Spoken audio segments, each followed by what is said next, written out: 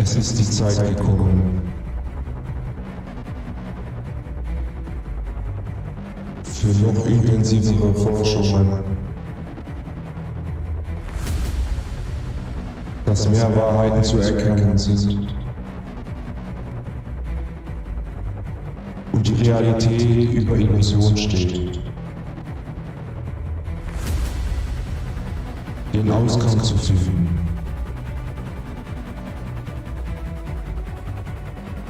Sich zu erinnern.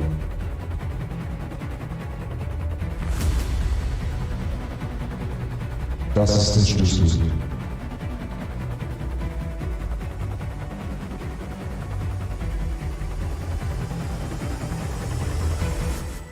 Das ist Tartaria.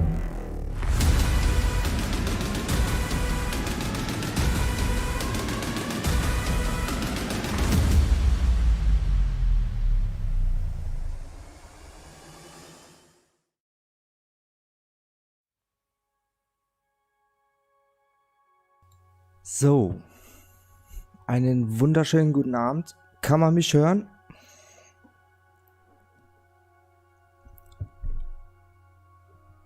Wie immer Testfrage. Ihr dürft im Chat antworten. Chat ist offen. Also ein bisschen heute auch Mitarbeit im Chat. Wäre super. Und ja, ein Livestream hatten wir dieses Jahr schon angefangen im Telegram-Kanal, den ihr danke Spooky, thank you, den wir in Telegram gemacht haben. War echt super.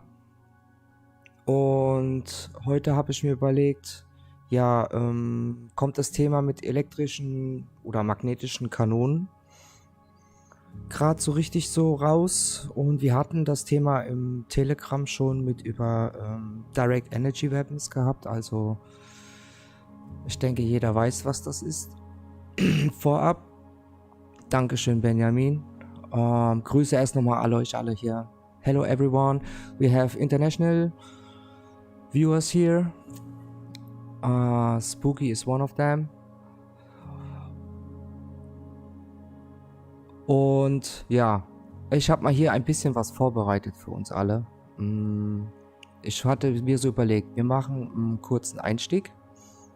Und zwar, lass mich mal den Browser hier freischalten.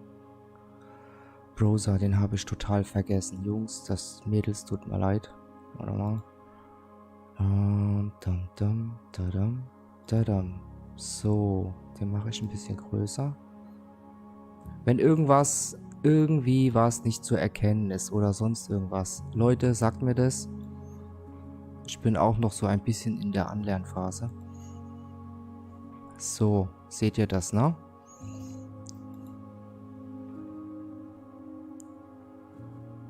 Hier ist der sogenannte, die Facebook-Gruppe.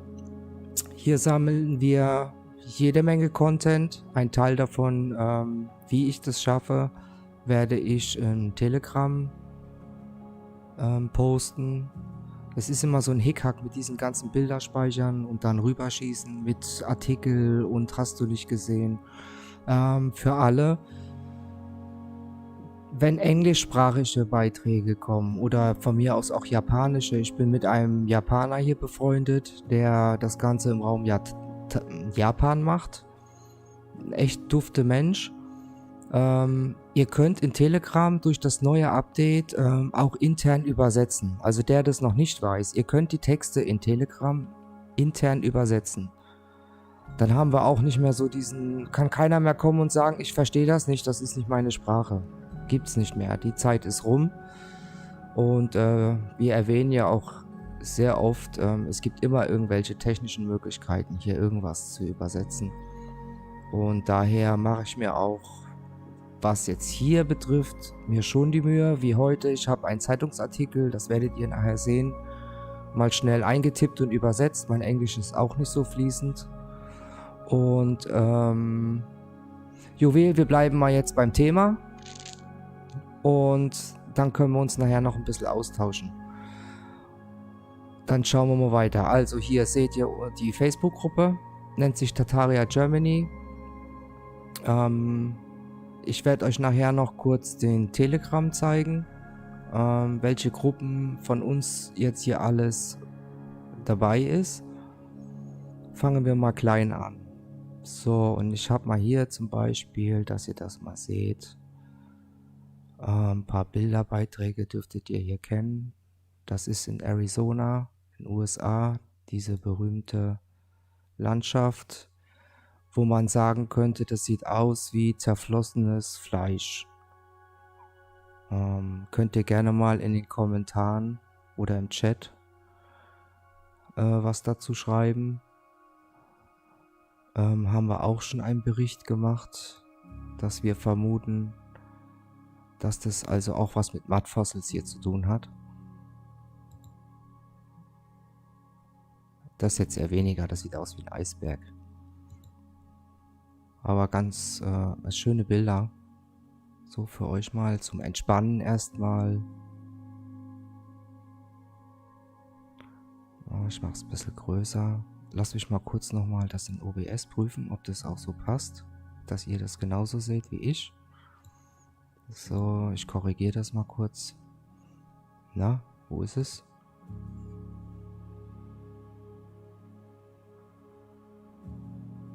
Warum kommt es nicht?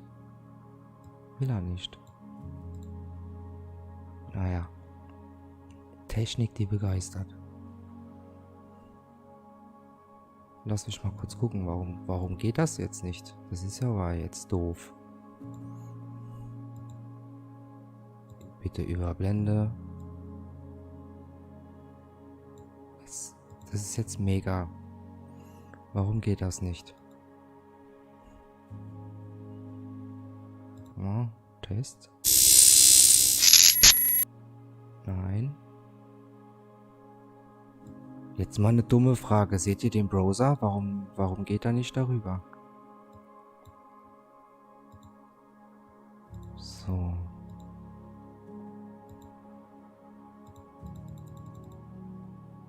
OBS streikt. Das ist nicht gut. Warte mal, ich mach das mal. Ah doch, jetzt müsste es wieder gehen. Warte mal, müsste gleich kommen. Ich habe ein bisschen Differenz, also Latenz.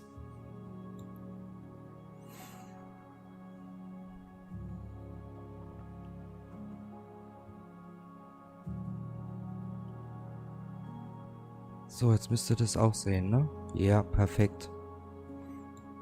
Oh, wir sind ja im Livestream. Da machen wir uns hier keinen Stress. Dann haben wir hier Bilder von der ungarischen Millennium-Ausstellung 1896. Ich mache das jetzt mal groß. Normal müsste das ja eigentlich ohne Probleme zu sehen sein. Achtung. Gebt mir eine Sekunde. Ich muss das prüfen. Möchte ja, dass ihr auch was davon habt.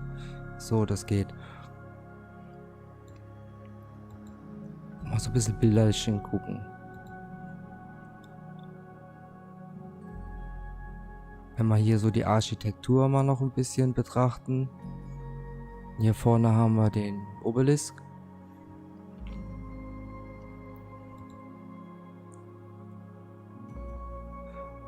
Das erinnert mich auch so ein bisschen so an diese, wie nennen sich die Dinger auf die Friedhöfe? Glaubst du was? Nicht Krematorium, das andere. Wo man dann die Leichen aufbahrt. Hier oben auch so dieses, wo die Energie gebündelt wird. Hier die Zapfen.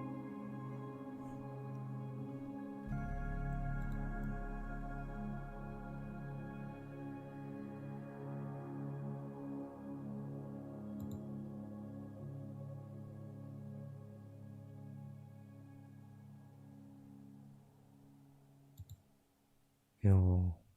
Schön, gell?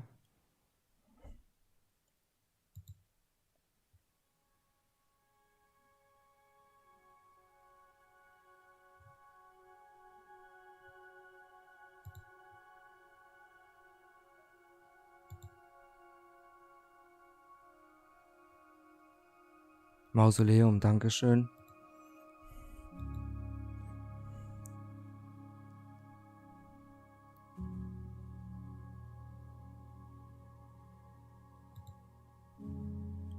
Ich meine, wir tun ja auch gerne mal so historische Bücher durchschucken. Also die, wo jetzt bei uns in Telegram sind, der, wo so wirklich so Hobby hat, so historische Bücher oder Fotoalben, kann man ja alles im Internet recherchieren. Das sind auch mal so schöne Beiträge. Ja, alles kaputt, ne? Wissen wir ja, dass nur noch ein bisschen was davon da ist.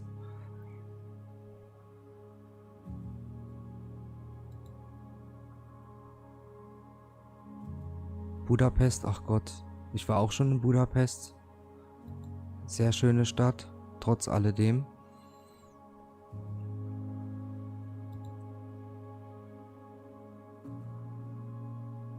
Hab da auch im Hinterkopf einen interessanten Beitrag oder ein Video gefunden, das viel über den Bereich Ungarn, lass mich lügen, Kroatien, Slowakei, Polen, geschichtlich da von einem Historiker, der hat alte historische Bücher durchgeprüft und hat die richtig recherchiert und hat da ganz interessante Dinge herausgefunden, die mit der normalen Geschichtsschreibung nicht übereinstimmen.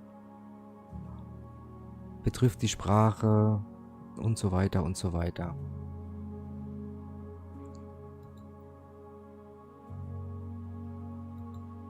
Könnt ihr in der Facebook-Gruppe gerne mal nachgucken.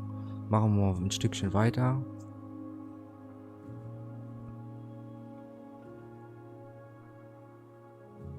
Hier fand ich auch interessant mit diesen großen Schlüsseln. Super große Bilder, was die hier posten. Wir wissen ja, die großen Tore, Türe, die Eingänge von diesen Gebäuden hatten ja auch große Schlösser.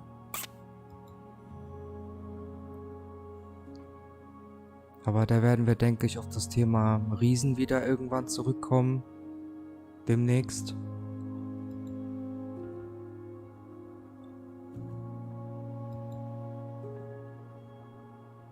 Ist auch wieder so klein. Oder habe ich das schon gezeigt? Ja.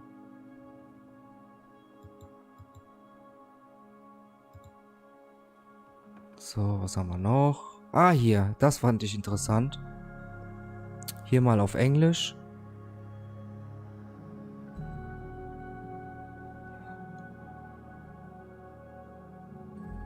Ich schalte gleich um auf Deutsch. Was hier sehr interessant ist an diesem Beitrag. Die Theorie habe ich auch schon irgendwo gelesen, dass wenn man die ägyptische Karte in Amerika, Nordamerika übereinander legt, dass das alles so ziemlich identisch ist. Und ich zeige euch jetzt mal das Bild. Ich habe diese Karte schon mal gepostet, aber noch nie mit diesem Ausschnitt Bild 2. Kommen wir gleich dazu. Aus dem Buch When Rocks Cry Out. Wenn du die Karte von Ägypten nimmst und sie über den südöstlichsten Teil von Nordamerika überlagerst, wirst du sehen, dass alles zu 100% passt. Der einfachste und effizienteste Weg, dies zu tun, ist, mit einer Karte von Nordamerika zu beginnen und dann die Karte von Ägypten darauf zu überlagern. Beginnen Sie, indem Sie Kairo mit TN, keine Ahnung, mit Kairo, Ägypten zusammenhängen.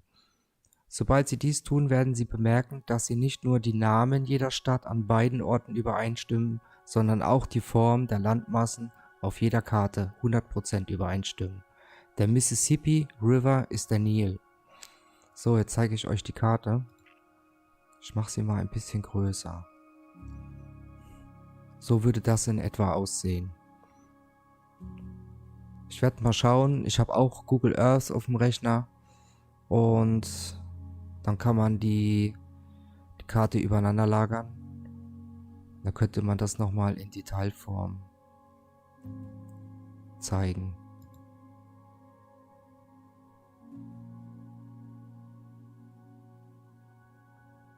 Was denkt ihr? Interessant, oder? Und hier ist noch ein Ausschnitt aus einem Artikel. Ich habe es jetzt nicht übersetzt. Ich werde es dann mal posten. Habe ich leider nicht geschafft jetzt auf die Schnelle. Ich wollte es auf jeden Fall mal gezeigt haben.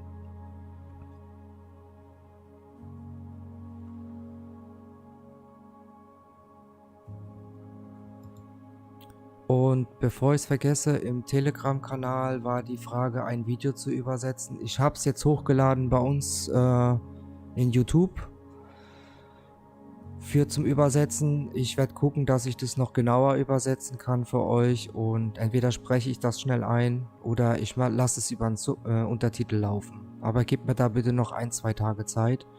Wir haben so viel zu tun. Ist wirklich schwierig. So, hier haben wir von meinem Freund Giro. Und der hat hier auch ein paar interessante Bilder immer zu posten. Das muss hier irgendwo in Japan sein.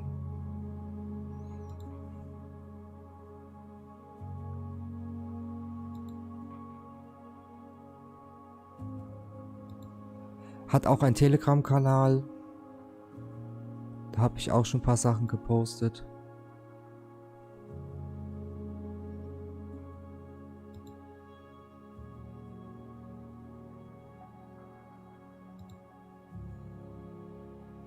Man sieht hier auch diese Erhöhung. Ich denke mal, hat auch ein bisschen was mit der Schlammflut zu tun. War ja nicht nur Europa oder so. Amerika war ja weltweit das Problem.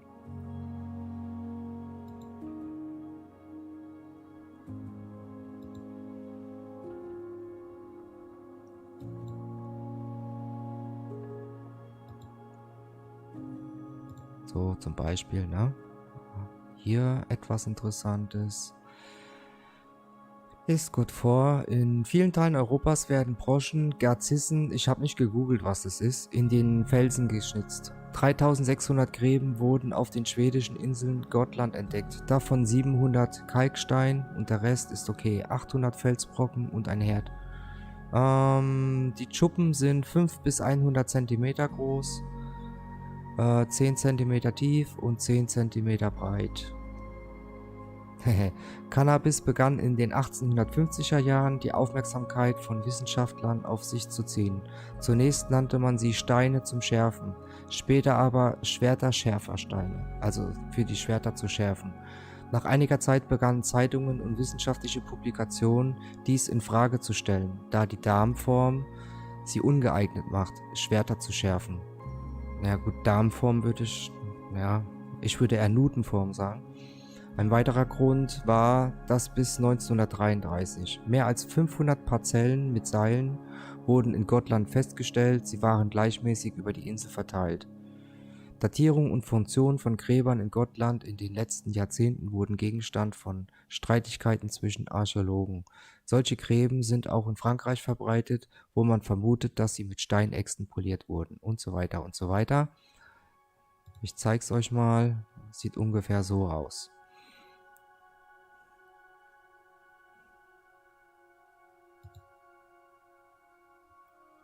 Ich mache es ein bisschen größer.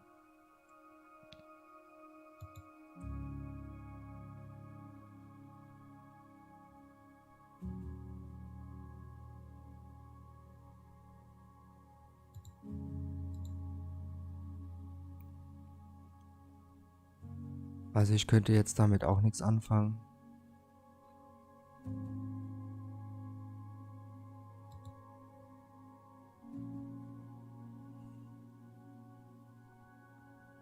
Habe ich noch nicht nachrecherchiert. Wenn jemand was weiß, kann mir gerne da mal eine Info schicken. Mach's ein bisschen kleiner.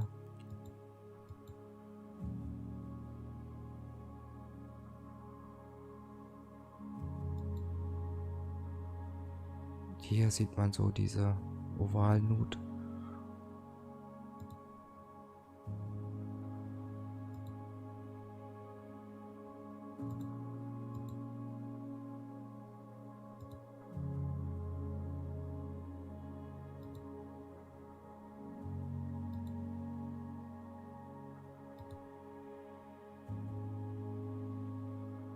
Interessant.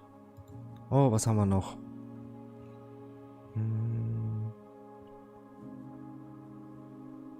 Hier auch wieder Bauwerk von 1866 bis 1883 und okay.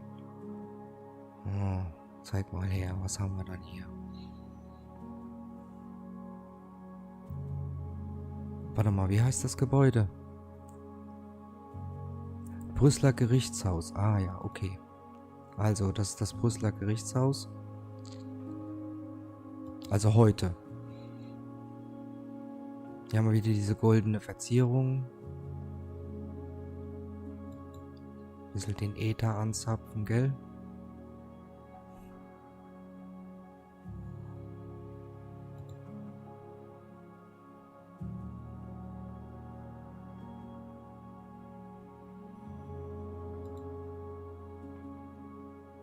Mhm.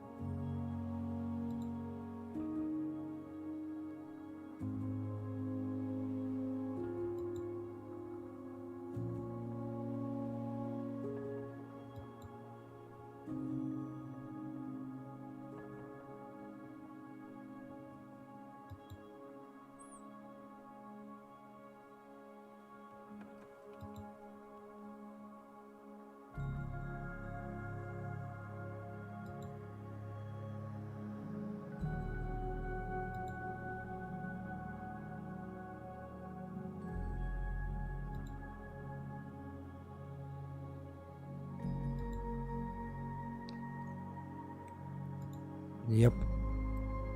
Also ihr seht, gibt genug Material. Das hier wollte ich euch auch noch zeigen. Auch wieder von Giro. Wenn man sich manche Bergstrukturen anguckt, haben wir auch die Hypothese aufgestellt, dass doch vielleicht einiges an Riesenbergbau, warte mal, ein großer Bergbau wohl betrieben worden ist. Heute in kleiner Form, ne? Und früher in großer Form.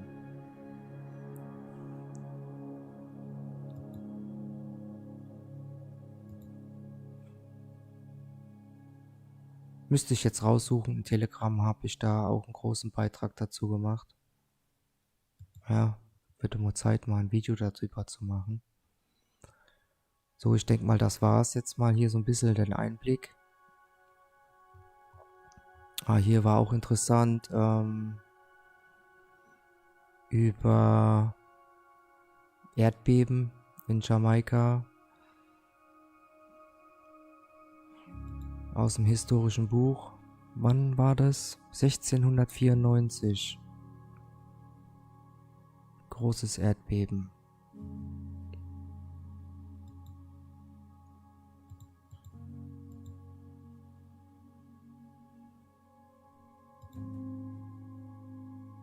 Muss ich mal raussuchen, kann ich dann mal schauen und übersetzen. Und hier sehen wir auch wieder so Flut, Zerstörung. Das, was wir schon kennen. Hier seht ihr mal sogar Starfort-Gelände. Ah, das geht nicht größer, schade. Und so. Na, hier. Typisches Starfort. Selbst im Starfort ist vieles kaputt gegangen. Was ich mir eigentlich nicht so wirklich alles vorstellen kann, dass es durch ein Erdbeben zerstört. Weil die Gebäude sind heute teilweise, stehen ja noch. Uralte Gebäude, was man uns verkauft, die sind viel jünger. Die Erdbeben und alles Mögliche überlebt haben. Ich vermute, da war etwas anderes noch da. Eine Ursache. Was ich denke, auch heute wir drüber sprechen werden, über diese elektromagnetischen Waffen. Werden wir mal das Puzzle Stück für Stück zusammenbauen. So, das lassen wir mal so stehen, dass ihr das mal gesehen habt. Kommen wir mal zu diesem Video. Ich habe hier ein Video gefunden aus dem Kanal Paul Cook. Dürften einige kennen. Ich finde das sehr interessant. Ich lasse das mal hier mit Untertitel ein bisschen laufen. Ist soweit auch relativ gut übersetzt. Wenn wir zum Zeitungsartikel kommen, ich habe den wie gesagt übersetzt, lese ich dann selber schnell draus vor. Und dann habe ich hier oben noch ein paar Beiträge dazu. Eine Idee?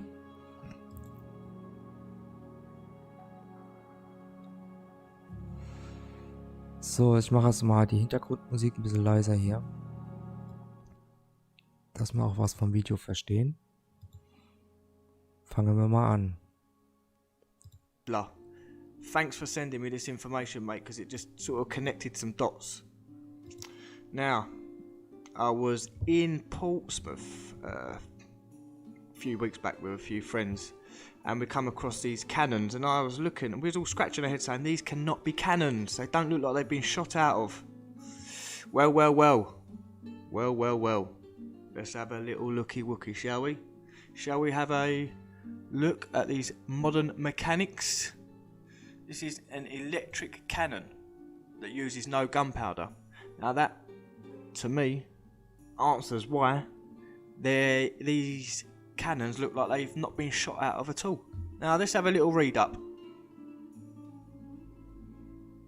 So it says, silent guns sending their whistling messengers of death into the sky at speeds far beyond those attained by powder-driven shells.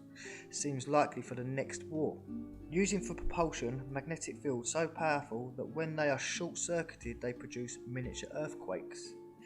There's a doctor at the University in Cavendish of Cambridge in England. In his attempt to disrupt the atom, he produced a magnetic field so powerful that they explode coils that produce them. This man has finally revealed the secret of the magnetic gun so long anticipated by ballistic experts. The doctor accomplishes the electric firing of the shells by short-circuiting powerful dynamos for periods of 1/100 of a second. Another English experimenter seeking the same thing produces ultra-magnetic waves with a more simpler apparatus, simply charging electrostatic condensers, and permits them to discharge their powerful currents into specially made coils immersed in oil baths. Here also magnetic fields so powerful that they tear the coils to pieces have been produced. So great that the magnetic fields that they are capable of pulling iron nails out of shoes. While the magnetic effects produced by both of the experimenters are very short duration, they could be employed to impart their terrible energy to steel shells. The time limit, which cannot exceed 1/100 of a second, is imposed because of the powerful current used. If these currents were permitted to flow through a wire greater of the period of time, the wire would melt and temperatures would be greater existing in some of the hottest stars would be produced. To produce a magnetic gun, a silent Big Bertha, it will only be necessary to arrange a series of powerful coils within the gun barrel.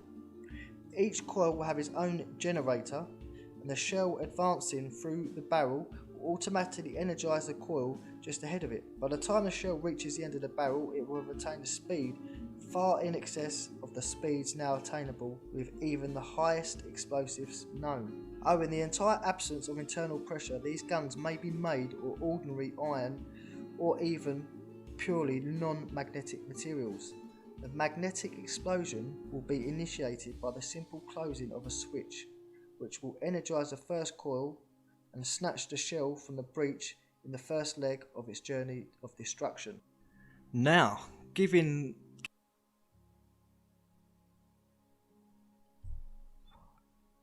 Ich lese nochmal vor. Ich habe es extra jetzt mal auf Englisch laufen lassen.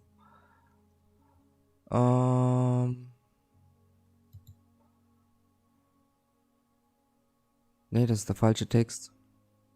Norbs World wollte ich jetzt nicht vorlesen. Geräuschlose Kanonen, die ihre pfeifenden Todesboten mit Geschwindigkeiten in den Himmel schicken, die weit über denen liegen, die von heute pulvergetriebenen Geschossen erreicht werden. Also die sind weiter wie die angegebenen pulverbetriebenen Geschossen. Scheinen für den nächsten Krieg wahrscheinlich zu sein, wobei für den Antrieb Magnetfelder verwendet werden, die so stark sind, dass sie bei einem Kurzschluss Miniaturerdbeben erzeugen. Dr. Kapitza hat bei seinen Versuchen, das Atom zu zerstören, Magnetfelder erzeugt, die so stark sind, dass sie die Spulen, die sie erzeugen, explodieren lassen. Dieser Mann hat endlich das Geheimnis der Magnetkanone gelüftet, die von den Ballistikexperten so lange erwartet wurde. Er erreichte die elektrische Zündung einer Granate, indem er starke Dynamos für die Dauer einer Hundertstel Sekunde kurzschließt. Dr. Wall, der dasselbe anstrebt, erzeugt mit seinem einfacheren Apparat ultramagnetische Felder. Ultramagnetische Felder. Er lädt einfach elektrostatische Kondensatoren auf und erlaubt ihnen, ihre starke Ströme in speziell angefertigte Spulen zu entladen, die in Ölbäder getaucht sind. Auch hier wurden so starke magnetische Felder erzeugt, dass sie die Spulen zerreißen. Die magnetischen Felder sind so stark, dass sie Eisennägel aus den Schuhen ziehen können. Obwohl die magnetischen Effekte, die von diesen beiden Experimentatoren erzeugt werden, nur von sehr kurzer Dauer sind, können sie eingesetzt werden, um ihre schreckliche Energie auf Strahlenschalen zu übertragen. Die zeitliche Begrenzung, die ein Hundertstel einer Sekunde nicht überschreiten kann, ist durch die starken Ströme bedingt. Wenn diese Ströme durch den Draht fließen können, würden sie schmelzen und es würden Temperaturen entstehen, die höher sind als die in einigen der heißesten Sterne. Um eine magnetische Kanone, eine stille Big Bertha, herzustellen, muss man eine Reihe von starken Spulen im Kanonenrohr anordnen. Jede Spule hat ihren eigenen Generator und die Granate, die sich durch den Lauf bewegt, wird automatisch die Spule direkt vor ihr erregen. Bis die Granate das Ende des Laufs erreicht, wird sie eine Geschwindigkeit erreicht haben, die weit über den Geschwindigkeiten liegt, die jetzt selbst mit den höchsten bekannten Sprengstoffen erreichbar sind. Wegen des völligen Fehlens von Innendrücken können diese Pistolen aus gewöhnlichen Eisen oder sogar aus rein nicht magnetischen Materialien hergestellt werden. Die magnetischen Explosionen werden durch das einfache Schließen eines Schalters ausgelöst, der die erste Spule mit Strom versorgt und die Granate auf der ersten Etappe ihrer Zerstörungsreise aus dem Verschluss reißt. Also das steht jetzt mal so grob in dem Artikel. Ich hoffe, ich habe das relativ gut so übersetzt. Sagt schon einiges aus. Also es sind ja keine Pulvergeschosse, wie man das uns in Filmen und so weiter zeigt. Das sind wirklich schon technische Weiterentwicklungen, die wir hier sehen. Ich denke mal, vielleicht hat der eine oder der andere das schon mal gesehen, den Beitrag. Machen wir mal hier weiter. Given that said, that makes a lot of sense to why a lot of these cannons don't look like they've been through war, because they haven't had explosives in them. And another thing that I'm thinking is there something to do with a chemical reaction caused by the electromagnetic field to cause some of these cannons to turn a green colour? But we'll have a look at that in a minute. Just want to show you these, because these did not have, whatsoever did they have gunpowder in them. And if you think about it, I'm going to show you now. If there was gunpowder in this specific cannon, right, where would you load the gunpowder? Because this thread here doesn't have a hole through it. It's not hollow. You can't put anything through it. So once you screw that thread into the other part of the thread, and it's now one solid piece, you only have access to the front of the gun where you put the cannonball. So it don't make no sense.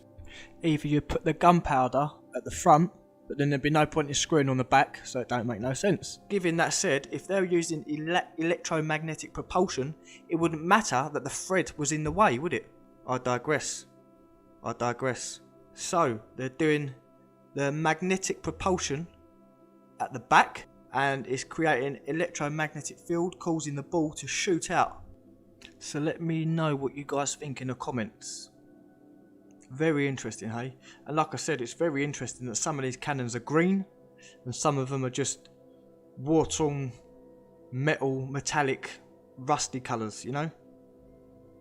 But we're going to have a look at this now anyway. We're going to zoom in a little bit on this oxidising colour on these metals, just so we can get a little bit of an understanding. But before we do that, I just want to jump onto this quickly. Now, I mentioned this in the last video because it was a translation of what was on that giant cannon. And it says, Vater found the ball that you see above and drew it. The feature is that when the ball is thrown, it has the feature of bouncing 3 times in the water, which has been an unprecedented technology in the world. T.A.R.T.A.R.I.A himself made all the plans and the drawings of this. But going on that, basically, imagine, what could that be? Now, why would that ball hit the water 3 times without falling? Now, these balls weigh over a ton each, right? So why would these balls hit the water 3 times? Is it something to do with the electromagnetic properties inside these balls? Until that runs out or discharges, that's why it manages to go along the water 3 times? I don't know, I'm just guessing, I'm a plumber, I don't know. But what I do know is, if I was to drop a ball or throw a ball that was 1 ton in weight, it would just sink to the bottom of the sea. It would not bounce across the water 3 times. And also, take note, I called these handles on top of these cannons, but they could be where the connections go for the wires to charge up these coils to shoot the cannon. Who knows, who knows, who knows. But let's have a look at this patina, which is the oxidization of metals. Why does bronze turn green? Bronze is an alloy that contains copper, which can oxidize when combined with moisture, creating patina. This reaction creates that green tint of copper carbonate on your skin after wearing a piece for a while. This discoloration happens most often with rings due to the close proximity of skin to the bronze. Essentially, the green colour is a result of the copper coming into contact with water, oxygen and carbon dioxide over time. And what's really cool about the blue-green colour is that it also makes the metal more resistant to further corrosion. In a sense, when it oxidizes, it actually becomes stronger and more durable. So that makes it very interesting. Now when we look at all these copper roofs and they've gone green, maybe they've been coated with this patina on purpose to protect the copper, while still allowing for it to do its job, which is be conductive. And what makes me back this theory up is that when I was doing research on these cannons from Turkey with the Arabic writing on them, I come across one that was half painted. I mean, look at this. So it was not caused by being left out in rain and the oxidization of that. This patina is a coating that goes over copper to protect it and to keep its conductivity or its electromagnetic properties. So copper is an incredibly flexible material. Copper doesn't rust, but it will produce a greenish patina called copper oxide. And like rust, however, that coating protects the metal from corroding without interfering with their conductivity. So patina is a term that refers to the blue-green layer of corrosion that develops on the surface of copper while it is exposed to sulfur and oxide compounds. While it usually refers to a chemical process, a patina can mean any aging process that causes natural discoloration or fading. But personally, it seems like this is some sort of chemical that goes over copper or over bronze, because bronze is a copper alloy, to protect it from rust and things like that. So it goes to say you can actually buy patina paint and it's infused with metal pieces. So it's oxidized iron, bronze and copper all in a paint. Now this obviously is highly conductive and it protects other metals, and also it seems to be smeared on every single copper spire on churches and domes and things like that. And it also seems to appear on certain cannons. You see here, it just looks like it's been painted on and they've run out of paint. And it's weird that some have it on, some don't. Some churches that collect atmospheric energy have it on, some don't. Anyway, let's have a look at some other old world electrical gadgets. Let's have a little look. Let's have a Paul Cook.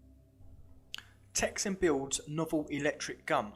Giant projectiles pulled at terrific velocities through powderless cannon by magnetism, leaving the barrel with scarcely more noise than made by a 22mm rifle. May set new problems for rangefinders. The electric gun invented and patented by Virgil Rigsby of Texas is similar to an electric motor with the field poles unrolled. Powerful magnet coils mounted end to end along the barrel of the gun are supplied with electricity by an electrical timing switch in such fashion that the magnetic pulling force is always ahead of the projectile. Working model of a new electric gun is fired by the inventor. Gun may be adjusted to any angle for firing. Timing mechanism below muzzle is operated by electric motor. Powerful generators supply current to the magnets. So why have we never heard of this stuff before?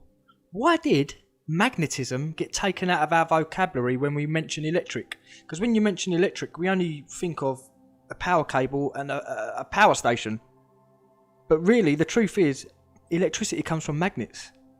And the magnetic poles, you have to put a wire through a magnetic field to get the electricity. But that's been wiped out of our schools, so we never got taught that. So all we know is electricity, and that you have to get it from the government. That's all we know. It seems like electromagnetism was about since day one. It's part of nature, obviously. But since the 1890s is when, in inverted commas, we invented electricity. Which, if you accept that, anything before that, no electricity existed. And another thing, if you buy into Tesla, that means anything what we're talking about now didn't exist before Tesla. Tesla is just a guy who brought all this stuff in. He's just a face to this stuff. So there you go. And what else do we see? We don't see this electromagnetism being used for anything good. Maybe in the mid-1800s we had electrical medicine, but that got wiped out. That ended quick. The only thing I see these tools being used for is destruction. Absolute pure destruction. You know? It's so sad. So sad that this simulation's been hijacked. And we can't live our lives like we're meant to live. So sad. But anyway, don't want to depress you. It's an ongoing job. Keeps on going. You've got some guys sitting there in the war zone having a laugh, while the others are blowing up places to smithereens without a care in the world. So sad. Anyway, let me know what you think about electric guns, electric cannons, electromagnetic propulsion. Now I want to talk about a specific area that I've been exploring recently. Ja, ich glaube, da hat da einiges gesagt, wie vieles wohl doch anderweitig zerstört worden ist und viele gar nicht darüber wussten, wie das genau funktioniert und unter falschen Voraussetzungen dann irgendwo hingeschickt wurden und dann eine Zerstörung stattgefunden hat. Und das jetzt nicht erst vor kurzem, sondern das schon seit, ich würde sagen, Jahrhunderten schon. Unter anderem zu den Katalysen, die stattfinden, wie Schlammflut, Vulkanausbrüche und hast du nicht gesehen. Was er halt erwähnt hatte, ich denke, das hat man jetzt eigentlich relativ gut verstanden. Das sind, wir reden heute über Elektrik. Damals hat man über Magnetismus gesprochen. Magnetismus erzeugt ja Elektrik. Und die Kanonen waren ja so aufgebaut, dass sie eine Kupferbeschichtung hatten. Das sieht man ja auch an dieser grünen Färbung, die wir ja alle kennen von den Dächern. Ich versuche das hier gerade nochmal zu finden.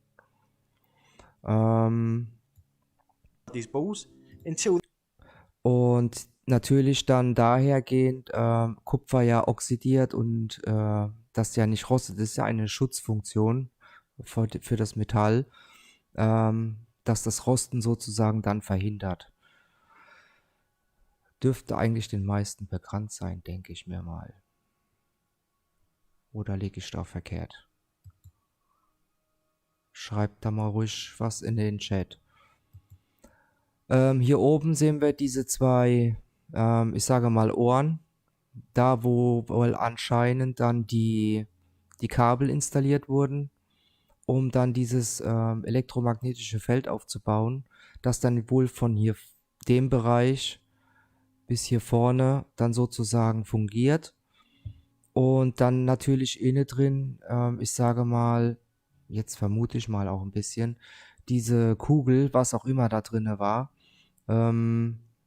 wie geschwebt. Also ich denke mal, dass es dann so einen Schwebestatus hatte und dann dadurch, wenn es dann abgefeuert wird durch durch die Veränderung, was dann ein Abstoßen heranführt, wenn man ja zwei Magnete, wisst ihr ja alle, wie das funktioniert, die sich dann abstoßen, entsteht ja eine enorme Geschwindigkeit.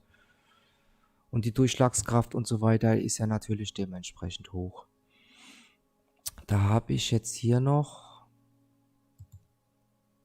warte mal, jetzt muss ich die Reihenfolge, hier habe ich nochmal aus dem Video den Zeitungsartikel,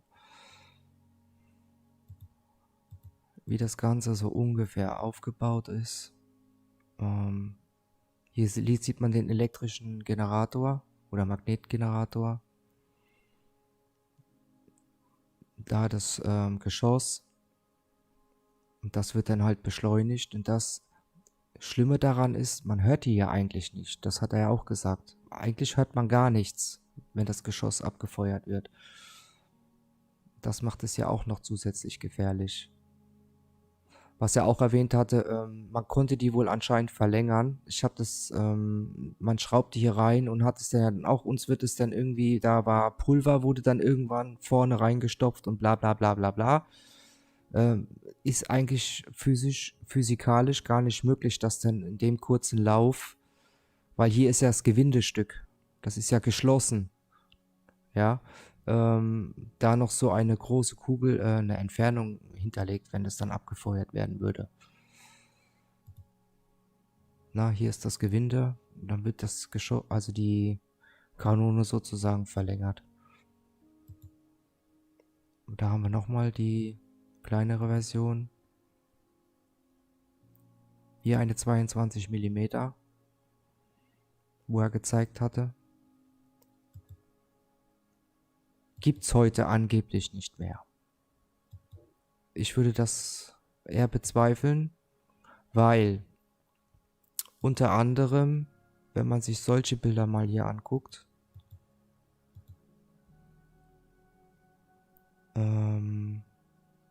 sind bestimmte Eruptionen, wie wir, oder einige sollten das wissen, künstlich sind. Ja, durch elektromagnetische Waffen ausgelöst. Gibt es auch Fotos in allen möglichen Medienplattformen.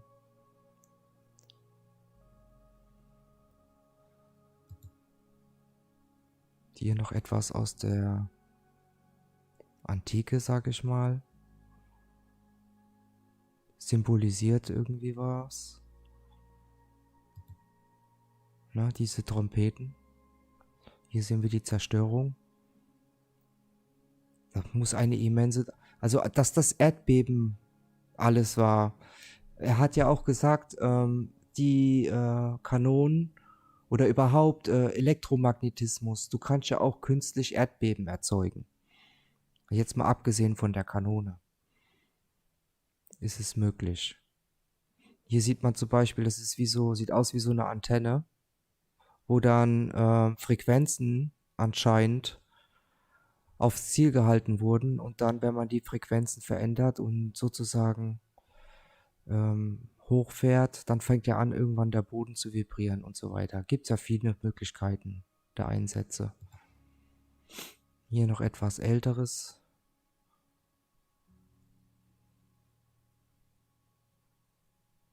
Schall.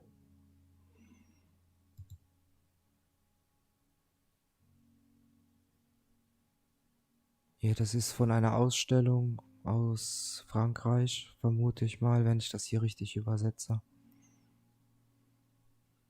Schallwaffen. Und hier, das symbolisiert eigentlich auch nochmal, wie Frequenzen, Schall und so weiter alles funktioniert. Also die da schon etwas weiter sind, die wissen, wovon ich rede.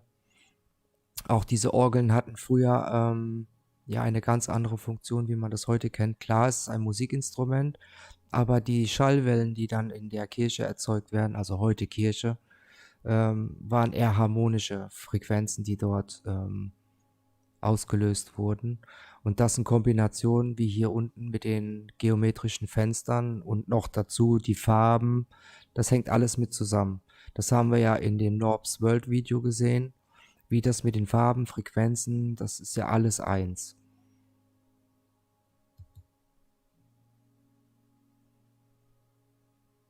Hier auch noch ein ältere, sieht aus wie ein Kupferstich.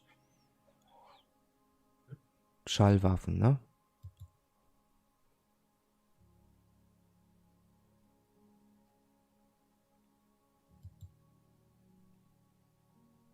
Also wir reden nicht von einer Technologie, die jetzt aktuell ganz neu ist.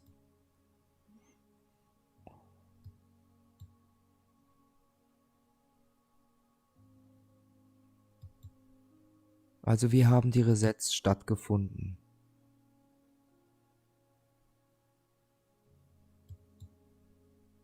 Das hatten wir schon. Ja, das zudem. Hier ist nochmal so eine, die große aus seinem Video.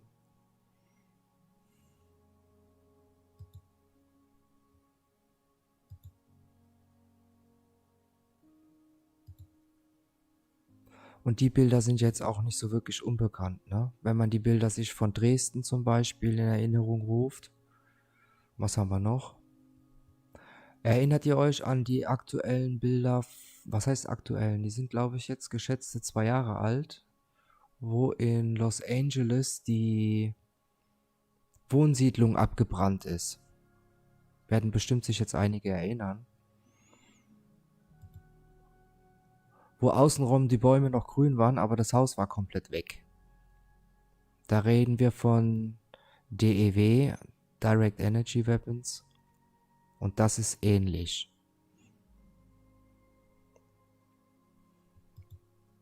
Und guckt mal, wie massiv die Bauwerke waren. Massiv. Wenn wir das mit heute betrachten, ist das eine Lachplatte, was wir heute haben.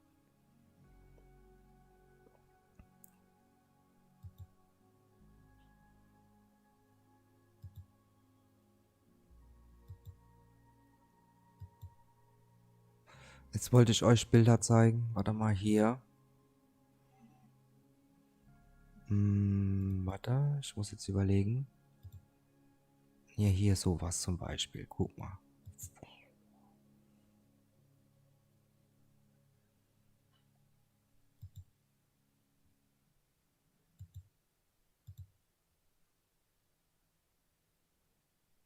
Und es ist, glaube ich, egal, was für eine Bilderserie man sich reinzieht. Man sollte das mal, also kann man eher sagen, was es will. Mit konventionellen Waffen ist das alles nicht möglich. Hier ganze Stadtgebiete. Genauso wie diese Brände in Kalifornien. Ich habe ja auch ein bisschen nachrecherchiert. Und die vielen Brände, also es gibt historische Bücher, wo ich gefunden habe. Man kann das auch in Wikipedia teilweise nachlesen. Man soll jetzt nicht alles so für glaubwürdig halten. Aber wenn man sich die Zeitabstände anguckt und wie ruckzuck die Brände stattgefunden haben oder die Zerstörungen, da muss noch was anderes dahinter gesteckt haben. Meine persönliche Meinung. Ist nicht alles so mit konventionellen, wie wir es kennen, geschehen. Ja, das mal zu diesem Thema Elektrowaffen.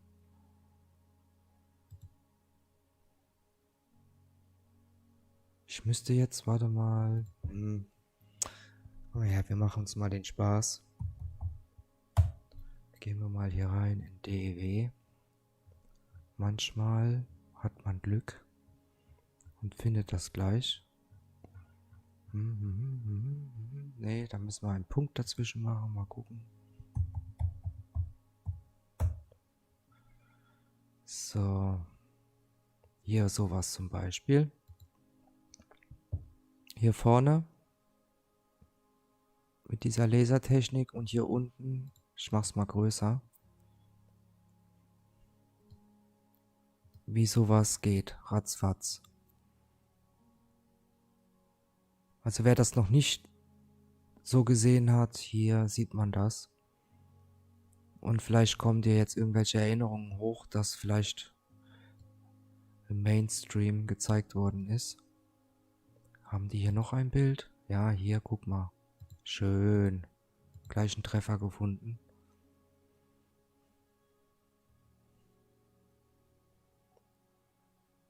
Na?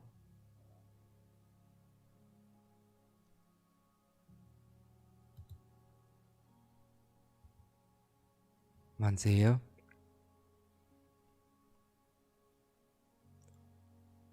Australien dürfte euch auch in Erinnerung gehen.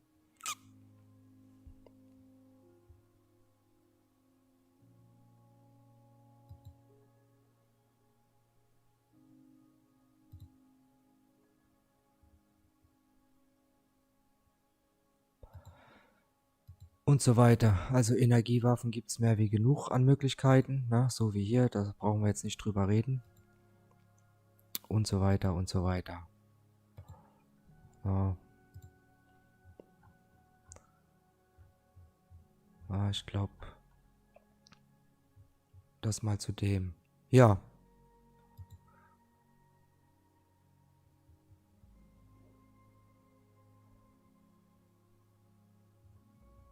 Habt ihr noch irgendwelche Anregungen, wo ich zeigen könnte? Ich könnte mal hier, warte mal.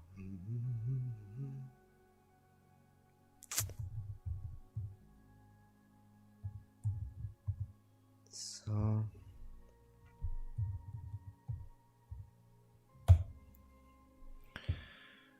Dip, dip, dip, dip, dip, dip.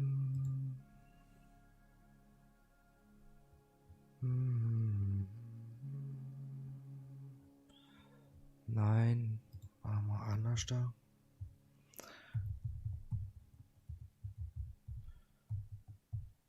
Ich überlege, ich schreibe immer die Buchstaben verkehrt rum.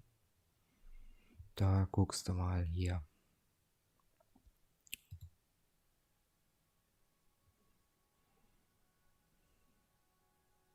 Ich habe auch irgendwo mal ein Video gehabt.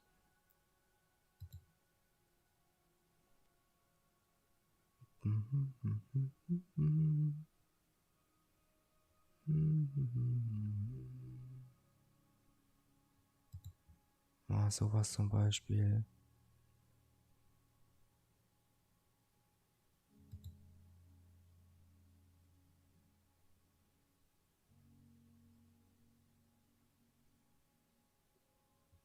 Was haben wir hier?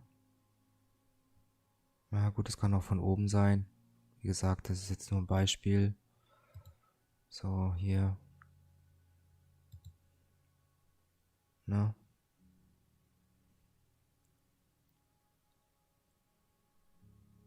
Naja, Weltraum, alles klar.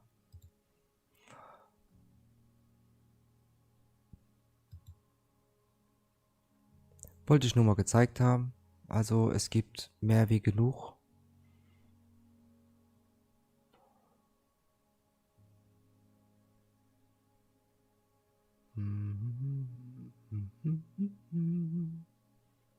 Was haben wir hier?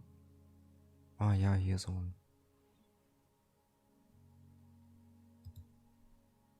Ah, das ist eine CGI hier. Also das ist jetzt nur nachgestellt, wie das aussieht. Das ist jetzt nicht echt. Das ist Computer. Das sieht schon eher realer aus.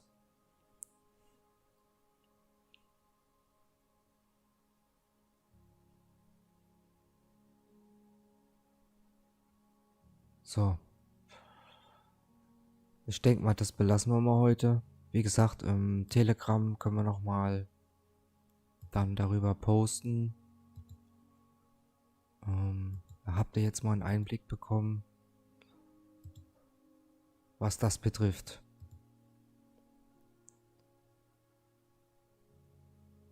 Habe ich nicht mitbekommen, Karin, was er gesagt hat, aber so ein bisschen was im Hinterkopf habe ich, was das betrifft. Es gibt auch noch eine Hochfrequenz, warte mal, wie hat er das genannt? Eine Railgun, irgendwas mit, nee, Hochfrequenz, ja, einmal eine Railgun gibt es, glaube ich, noch, und dann gibt es noch irgendwas, Hochgeschwindigkeitskanone, irgendwie sowas war was gewesen, ja. Aber da habe ich jetzt nicht. Jetzt noch eine Frage. Habt ihr noch Lust? Ich hätte da noch einen Einstieg zum Thema Gematria, weil da Anfragen waren. Ich habe jetzt hier extra das Video mal zurück und also für uns jetzt hier nochmal bei uns hochgeladen, weil es ohne Untertitel war. Und ich denke, das Video ist echt super für zum Einstieg. Und beim nächsten Livestream würde ich dann gerne das zweite Video zeigen. Das würde sonst heute den Rahmen sprengen. Das hier alleine geht schon 1 Stunde.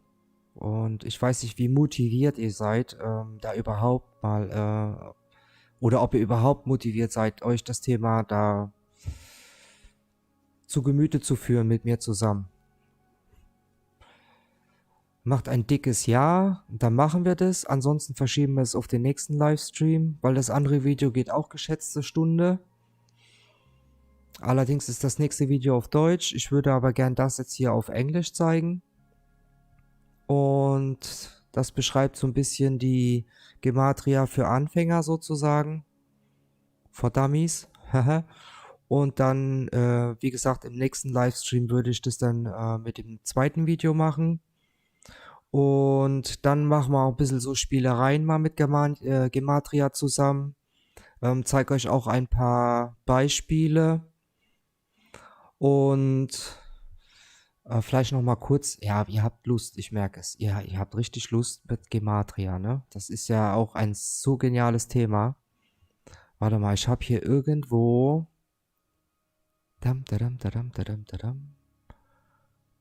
Hier ein Beispiel. Na.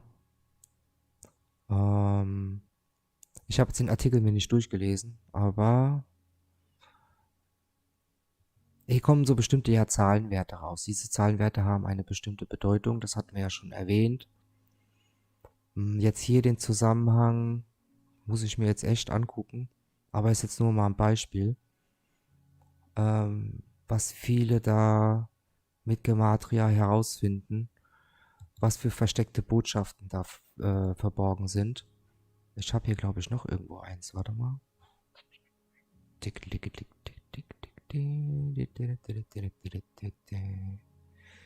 Was haben wir hier? Ein Film, Goldene Kompass, zeigen Sie traumhafte Städte im Stil. Achso, ja, nee, das ist jetzt nicht wichtig.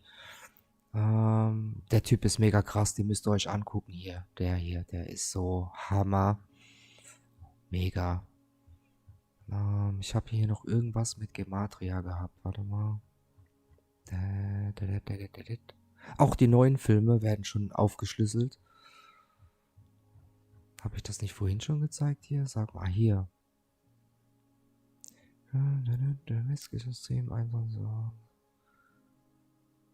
Apropos, wer Matrix 4 gesehen hat, da ist sehr viel Symbolik drin und auch viele versteckte Botschaften. Haben wir das hier dabei? Hier oben, ne? Simulate, ne? Simulation.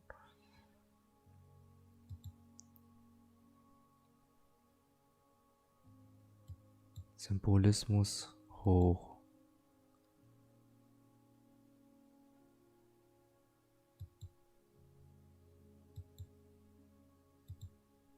Matrix 4, ein Muss jeder gucken. Das ist sowas von interessant. Ist es übrigens von dem Kanal hier? Beiträge? Nee, ist es nicht.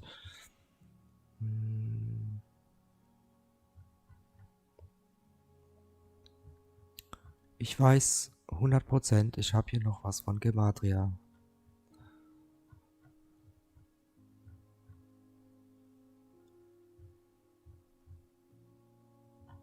Hier, warum haben wir den Würfel immer als Logo?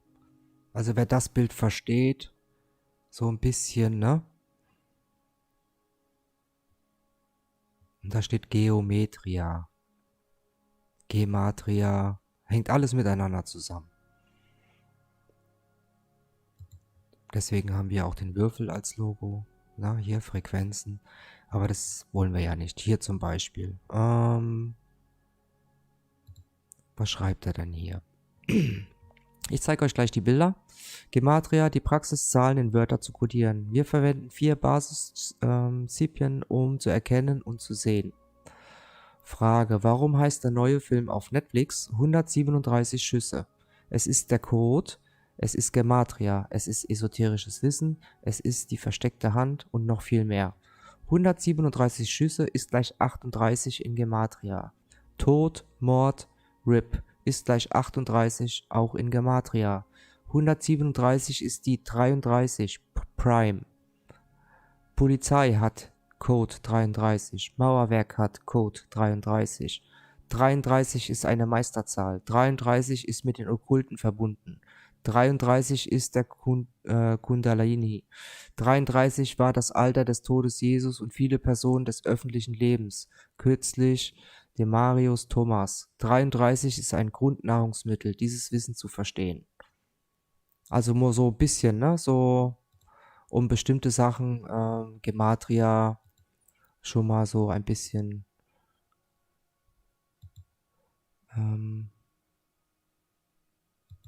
ich bin auch dabei, mich jetzt hier mit diesen Zahlenwerten und so weiter auch noch vertieft zu beschäftigen. Ich habe jetzt aber auch schon gemerkt, es klingt am Anfang ein bisschen kompliziert, aber wenn man das, ich glaube, dieses hier verstanden hat, dann hat man schon viel gewonnen. Das ist wie eine neue Sprache lernen. Und man sieht die Dinge dann auch mit ganz anderem Auge. Und das ist mir ganz wichtig, euch das zu zeigen. Und ja, ich würde sagen, wir fangen mal mit dem Video an. Ich habe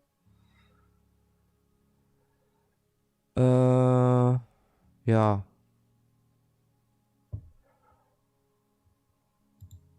Lust. Ich habe Lust. Ich mache jetzt mein Mikro aus und wir fangen einfach mal an. Im Chat bin ich auch.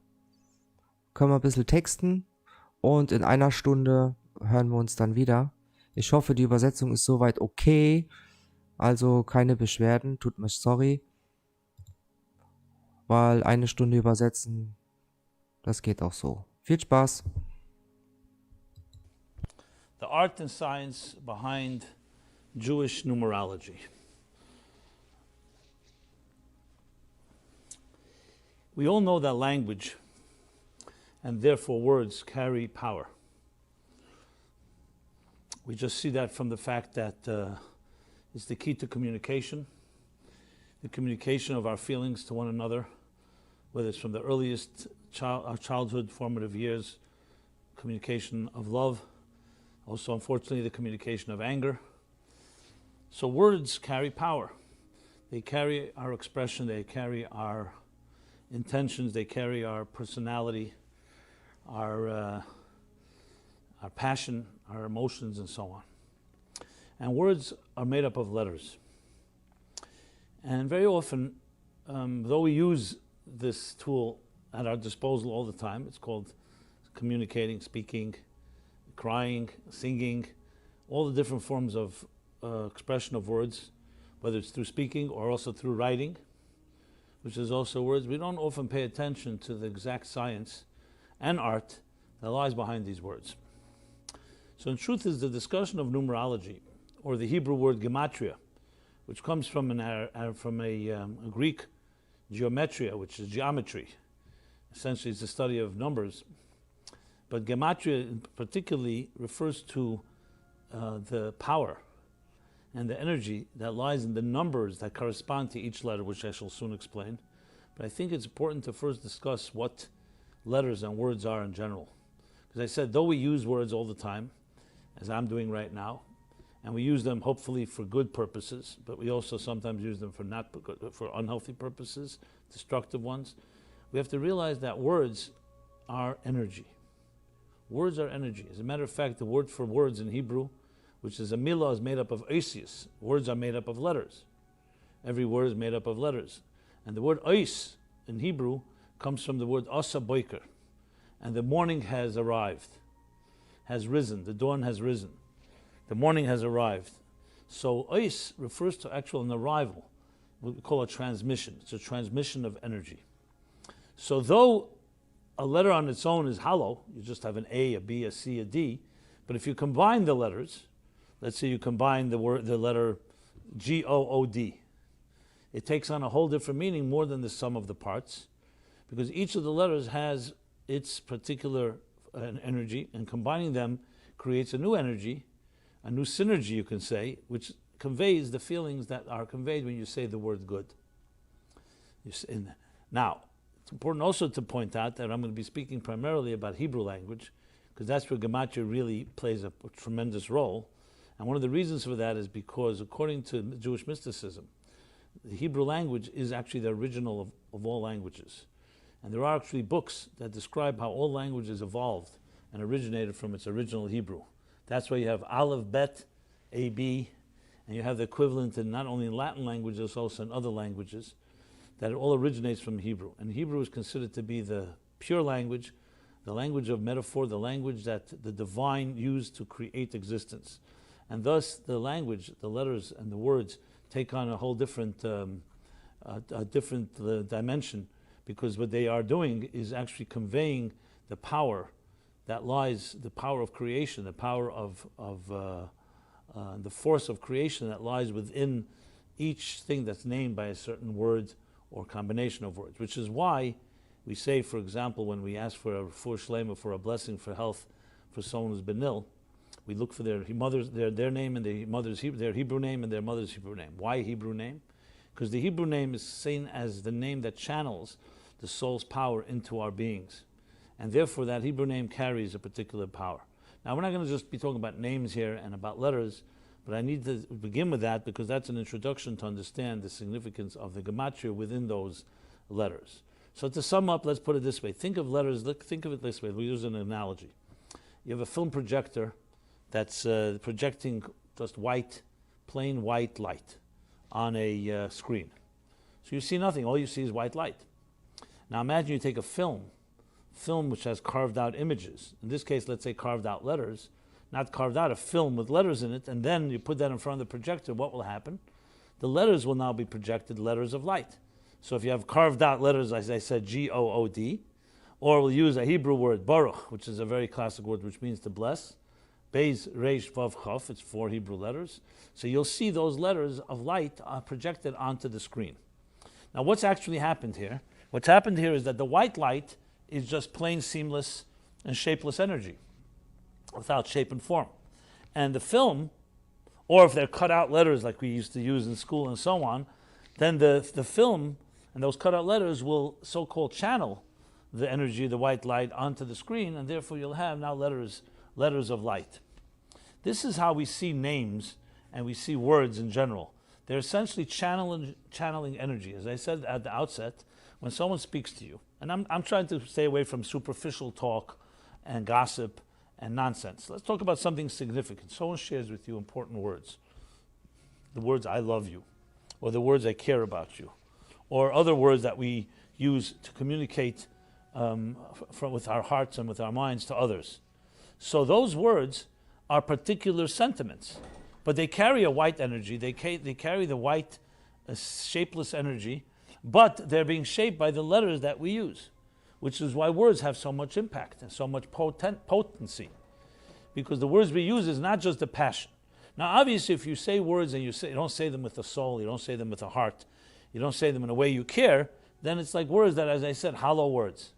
But if you combine both together, you combine the passion and the energy of a feeling, the sentiment that comes with the energy. You say it with gusto. You say it with a passion. Then that passion, like the white light, is channeled through the letters, and in turn you have an expression that will convey a feeling, sometimes a very strong feeling, an intense feeling. So good communication, as you see, will be not just choosing the right words, but also choosing the right inflections and emphasis that the speaker uses in communicating. Now, when you write, you don't quite have the same power of communicating passion, so that's why good writers know how to use the right words that trigger the same type of emotions, and certain words that, and the way they phrase and the way they're punctuated will convey the same idea. An exclamation point, for example, will convey something that's an exclamation. Something, a question mark, will focus on something that is mysterious or unknown or questionable or still cryptic. And the same with other punctuation marks. So basically language is essentially, we'll call it energy and containers. The energy is the white light, and the containers are the particular letters you use to communicate the particular message. So everything in life has those two elements. There's energy, but the energy needs to be harnessed and channeled. And hence, That's how we see letters. So letters essentially are channelers of light, channelers of energy. And when you think about it, it really becomes also, as an aside, an incredible point of understanding the importance of the words we use, the care that we should take. You'll see intelligent people are very careful what they say, what they don't say. Sometimes you can learn more from someone what they don't say from what they do say. In other words, the idea of being measured, knowing when to say it, how to say it, speaking in a pleasant tone, the divrei chacham benachas nishman that we're told, which means the words of the wise is said with a certain pleasantness and a certain measured tone. They don't speak in ways that are incoherent or overly passionate or overly extreme. Everything is said in a calm way. And the people who are not in control of themselves can go into tantrums, yell, scream, hysterical, and their words come across in that fashion. So words are really just channels and instruments for us to reach to each other. And in doing so, we have, as I said, the energy of the word or the letter. Let's speak about letters which make up words, and the message of the words. So if you think of it on a piece of in a book, the letters on the page are like the containers, and the energy is the message. What's the story? What's the narrative? What's the sentiment? What's the experience that's being conveyed? And in a world like ours, where we live in a material world, we need both. You cannot just have energy without containers, because then we won't be able to reach each other. If someone just pours out their plain, unfiltered, and shapeless energy, you won't understand what they're saying. It'll just be sound. If, on the other hand, there's only letters and there's no soul behind it, then it's just empty words. And that's why we need both. We need, as they say, words from the heart enter the heart. So it comes from the heart, and the heart is beyond words, but then it's harnessed and channeled in expression. You know, sometimes there's an expression that I like to believe that when I try to write and communicate, you're really trying to express the inexpressible. That's really what it comes down to. You're trying to express feelings and sentiments and experiences that are not always easy to quantify in words. And so therefore you have to use the right metaphors and the right analogies, and most importantly, you need to find those words that resonate with you and with another. And that resonance is really where you create the connection. But you can only do it through words, because if you don't have the words, you don't have the channel, you don't have the bridge. The bridge is a good word here. The bridge to bridge two people. But what are you using on this? What are you conveying on this bridge? What's traveling across this bridge, however, are feelings and sentiments that are sometimes not exactly described and can fit into the regular parameters of words. Which is why often one of the ways we communicate is through song. You sometimes can't communicate it through exact prose or particular rational words or language. So we use a song, or we use a feeling, or we use an expression. You know, people relate to the word oy vey. You know, I think everybody understands what that means, even though it doesn't have any particular meaning in the dictionary. Or a cry, or a laugh. So the point I'm making here is I'm trying to explain the so-called the science behind language, behind linguistics. And the science really is that there's an energy and there are containers. So this introduction is critical to really understand the mystery of the Gematria. So let's go over to the Gematria now. So if words are energy, if letters are energy, and words are the synergy of several letters coming together, and I'll use the classic, as I said, the Hebrew word baruch is the best example, because baruch means blessing. Baruch ata, you are blessed, you shall be blessed. So the word baruch is made up of 4 Hebrew letters, beis, resh, vav, and chav. You know, if you want to use the word in English, bless, let's say bless or blessing, B-L-E-S-S. But as I said, I'm focusing on the Hebrew, but I'll explain it all obviously in English. So this is an example of using language to explain something that may be beyond some people's language, because not everybody knows Hebrew.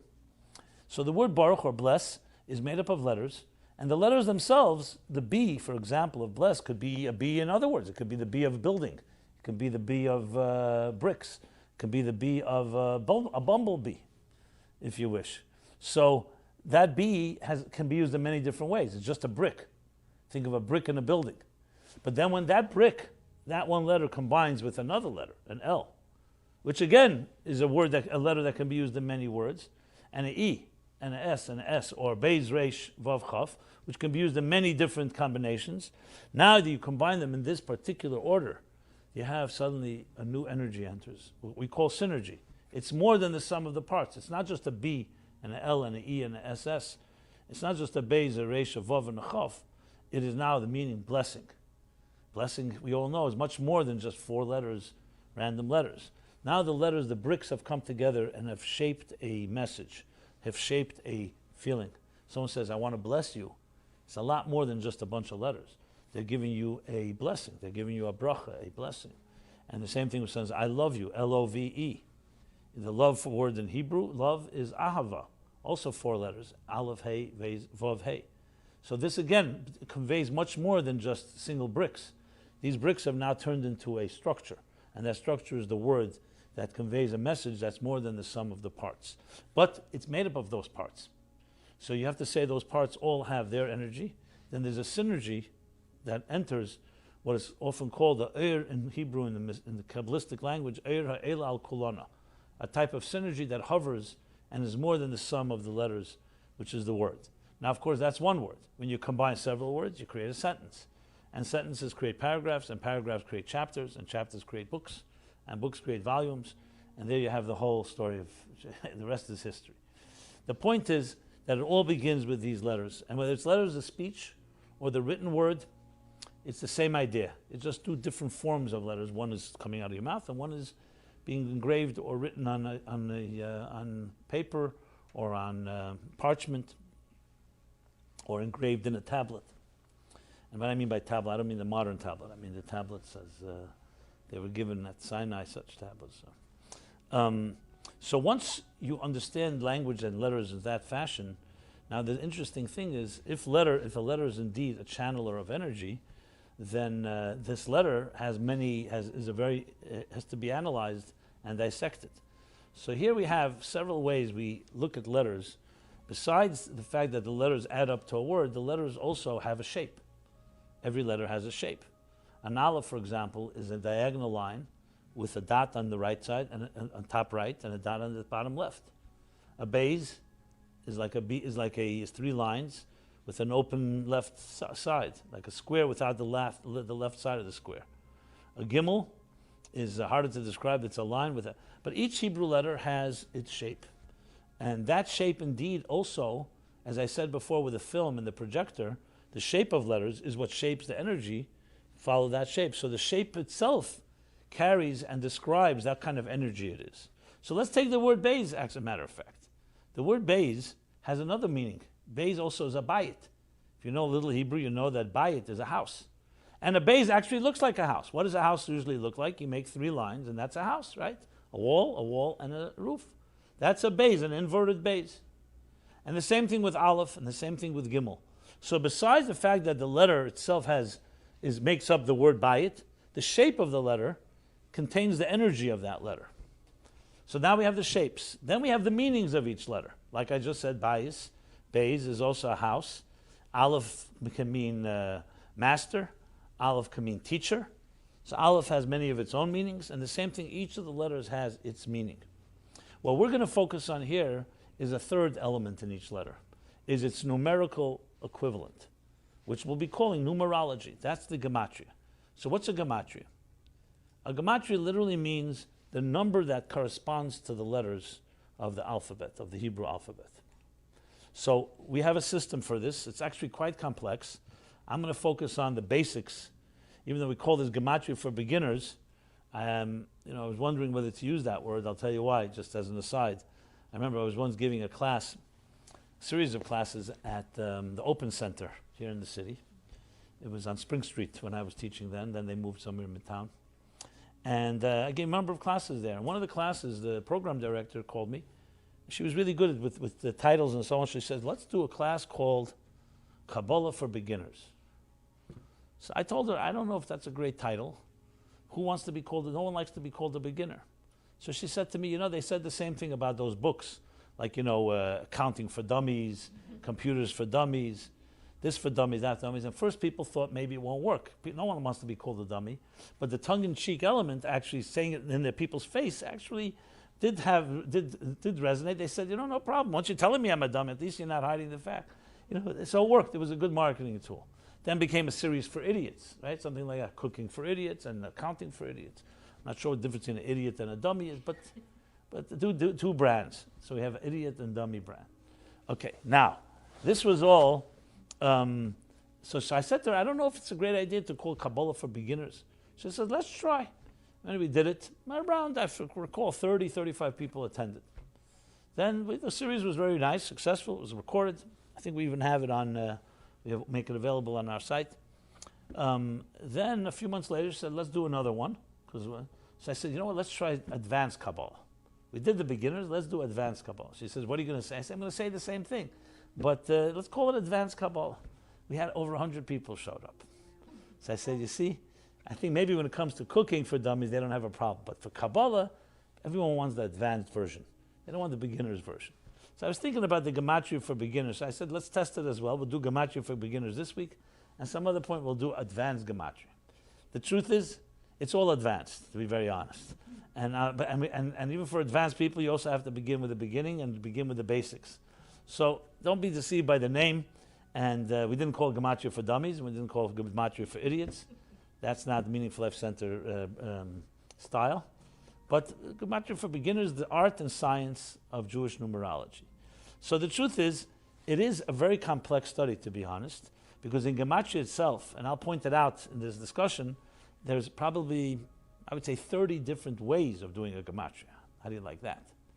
So I'm going to begin with the most basic way, and that is that in the Hebrew alphabet there are 22 letters. 22 letters and 5 what we'll call, what are they called? Vowels, not vowels. No. 5 letters that have a double letter that you use at the end of a word, which is Mem, Nun, Tzadik, Pei, Chof. So it's really 22 letters, but I'm not going to discuss the other 5 because they'll just complicate matters. Let's stick to the 22. So based on what I've said, Ois and Os is Eis Asa Boiker. Asa Boiker. So Os comes from the word transmission, channeling, directing, guiding, light. Right? So based on that, it's like 22, think of it, 22 of transmissions. Each one with its own particular personality, its own shape, its own meaning, and of course its own number, which is what we're focusing on. And the general way it's structured goes like this. The first 10 letters are 1 to 10. So you have Aleph, Beis, Gimel, Dalet, Hey, Vav, Zayin, Ches, Tes, Yud is 1 to 10, with Aleph being number 1. Beis is 2, Gimel is 3, Dalet is 4, and Yud is 10. Then it jumps by tens. So you have the next is 10, 20, 30. You don't go by units any longer, we go by tens. So Yud till Kuf would be 10, 20, 30, 40, 50, 60, 70, 80, 90, 100. I'll be specific, I'll spell it out in case somebody wants to. I'll start again. Aleph is 1, Beis is 2, Gimel is 3, Dalet is 4, Hey is 5, Vav is 6, Zayin is 7, Ches is 8, and Tes is 9, and Yud is 10. So we got the first 10 letters. We have another 12 to go. And here's how it works. The next is Chaf. So Yud is 10, Chaf is 20, Lamed is 30, Mem is 40, Nun is 50, Samach is 60, Ayin is 70, Pei is 80, Tzadik is 90, and Kuf is 100. So now we have 20 letters. Well, 19 I should say. And then we have Reish, Shin, Tov, the last 3. And now it jumps to hundreds. So now we went 10 units, then we went 10 tens, and now we go from Kuf is 100, Reish is 200, Shin is 300, and Tov, the final of the 22 letters, is 400. So let's take any word let's take the word Baruch as I mentioned. So what would be the Gematria of Baruch? The Beis is 2, the Reish is 200, the Vav is 6, so we have 208, and the Chaf is 20, so we have 228. Take any name. Let's take a name. Anyone has a Hebrew name here? Tell me your Hebrew name. Adina? Yeah. Okay. You spell with an Aleph at the end, or a Hey? I think it's... probably a Hey. Aleph, Aleph, Dalet, Yun, Nun, yes. Hey? Yeah. Okay. So Aleph, Dalet, Yun has 5 letters. So Aleph is 1. With Dalet, that makes it 5. Dalet is 4. Yud is so then we have 10, 15. Nun is 50, 65. And the final Hey is 70. So your name is the Gematria number 70. So 70 has special meaning relating to your name. Every word has a Gematria based on the combination of the letters. Now I've just given you one form of Gematria. There are many other ways to do these calculations, but I said that will be more complicated. So let's just focus on this, we'll call it the basic gematria of a word. Remember, there are other ways that the letters are counted. Sometimes we count the letters, we don't skip tens and hundreds, and it goes literally 10, 11, 12, 13, 14, 15 till 22, with Tav being 22. Sometimes we don't count zeros, which means that we can have number 1 is Aleph, Yud is 1 because you take out the 0, Chaf is 2, Kuf would be also 1 because you take out the 2 zeros. So essentially you would have 4 times the letter 1, Aleph, Kuf, Chaf, and Kuf 3 times. And Beis would be 2, 220, and 200. And Gimel would be 3, would be Gimel, Shin, and Gimel, Lamed, and Shin. So I'm just pointing out there are many other ways to count. Then there's all kinds of other types of gematrias where you actually add up the letters in a cumulative way. For example, Adina, you would say 1, then you'd say 1 and 4 is 5, but you add now the 5, you count the 1 again. So you say 5 and 1 is 6. Then you count the Yud and the Aleph and the Dalet, so it would be 6, 10 plus 5 is 15, and you add it up and it comes out to be a lot more than 70.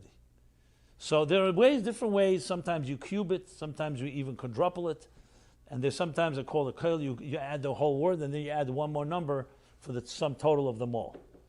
I don't want to confuse matters. I just wanted to point out that there are a lot of complex configurations and permutations of these ideas. One classic thing that you may be familiar with, this is more Kabbalistic, but I'll just mention it for the record, the famous Yud Kei Vav Kei, the Tetragrammaton, the holiest name of God. So everyone knows that's associated with the number 26. Yud is 10, the Hey is 5, 15, the Vav is 6, so that's 15, 21, plus one more Hey, 5, makes 26. But there's a thing called counting there's another form of gematria called with the milui. So if you've ever heard of the concept of L'Shem Ma, the name of Ma, the name of Ban, the name of Sag, the name of Ab, if you haven't, you can easily skip this. It won't affect the rest of the discussion here. But these are 4 different numerical gematrias, all based on the Yud Kei Vav Kei. And I'll explain that in a moment, because 26 is the basic number of the 4 letters. But what happens when you write out the 4 letters? A Yud, when you write it out, it itself is made up of 3 letters. Yud, Vav, Dalet. So suddenly the Yud becomes 20. Because the Yud is 10, the Vav is 6, and then 4, so 10 and 10, 20.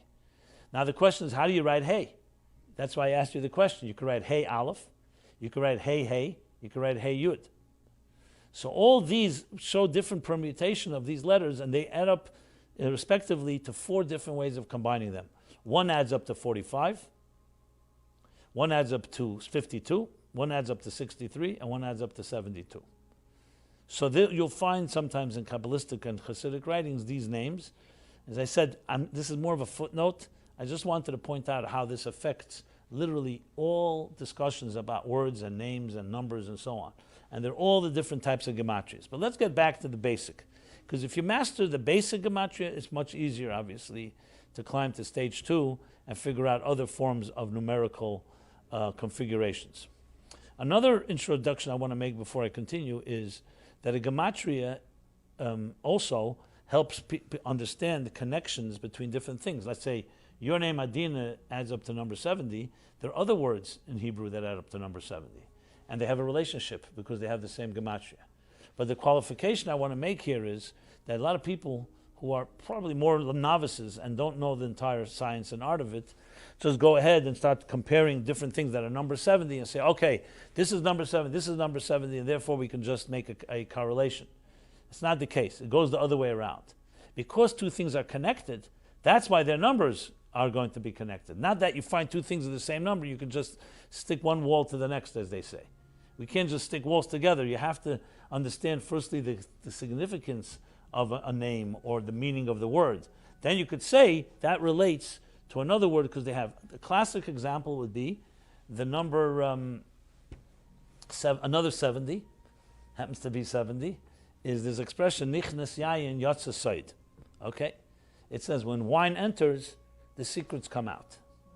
As we see, someone drinks wine, they start They like to say a drunk, what's on their lung is on their tongue. In Yiddish, there's an expression, was ist auf dem Lung ist auf dem Zung.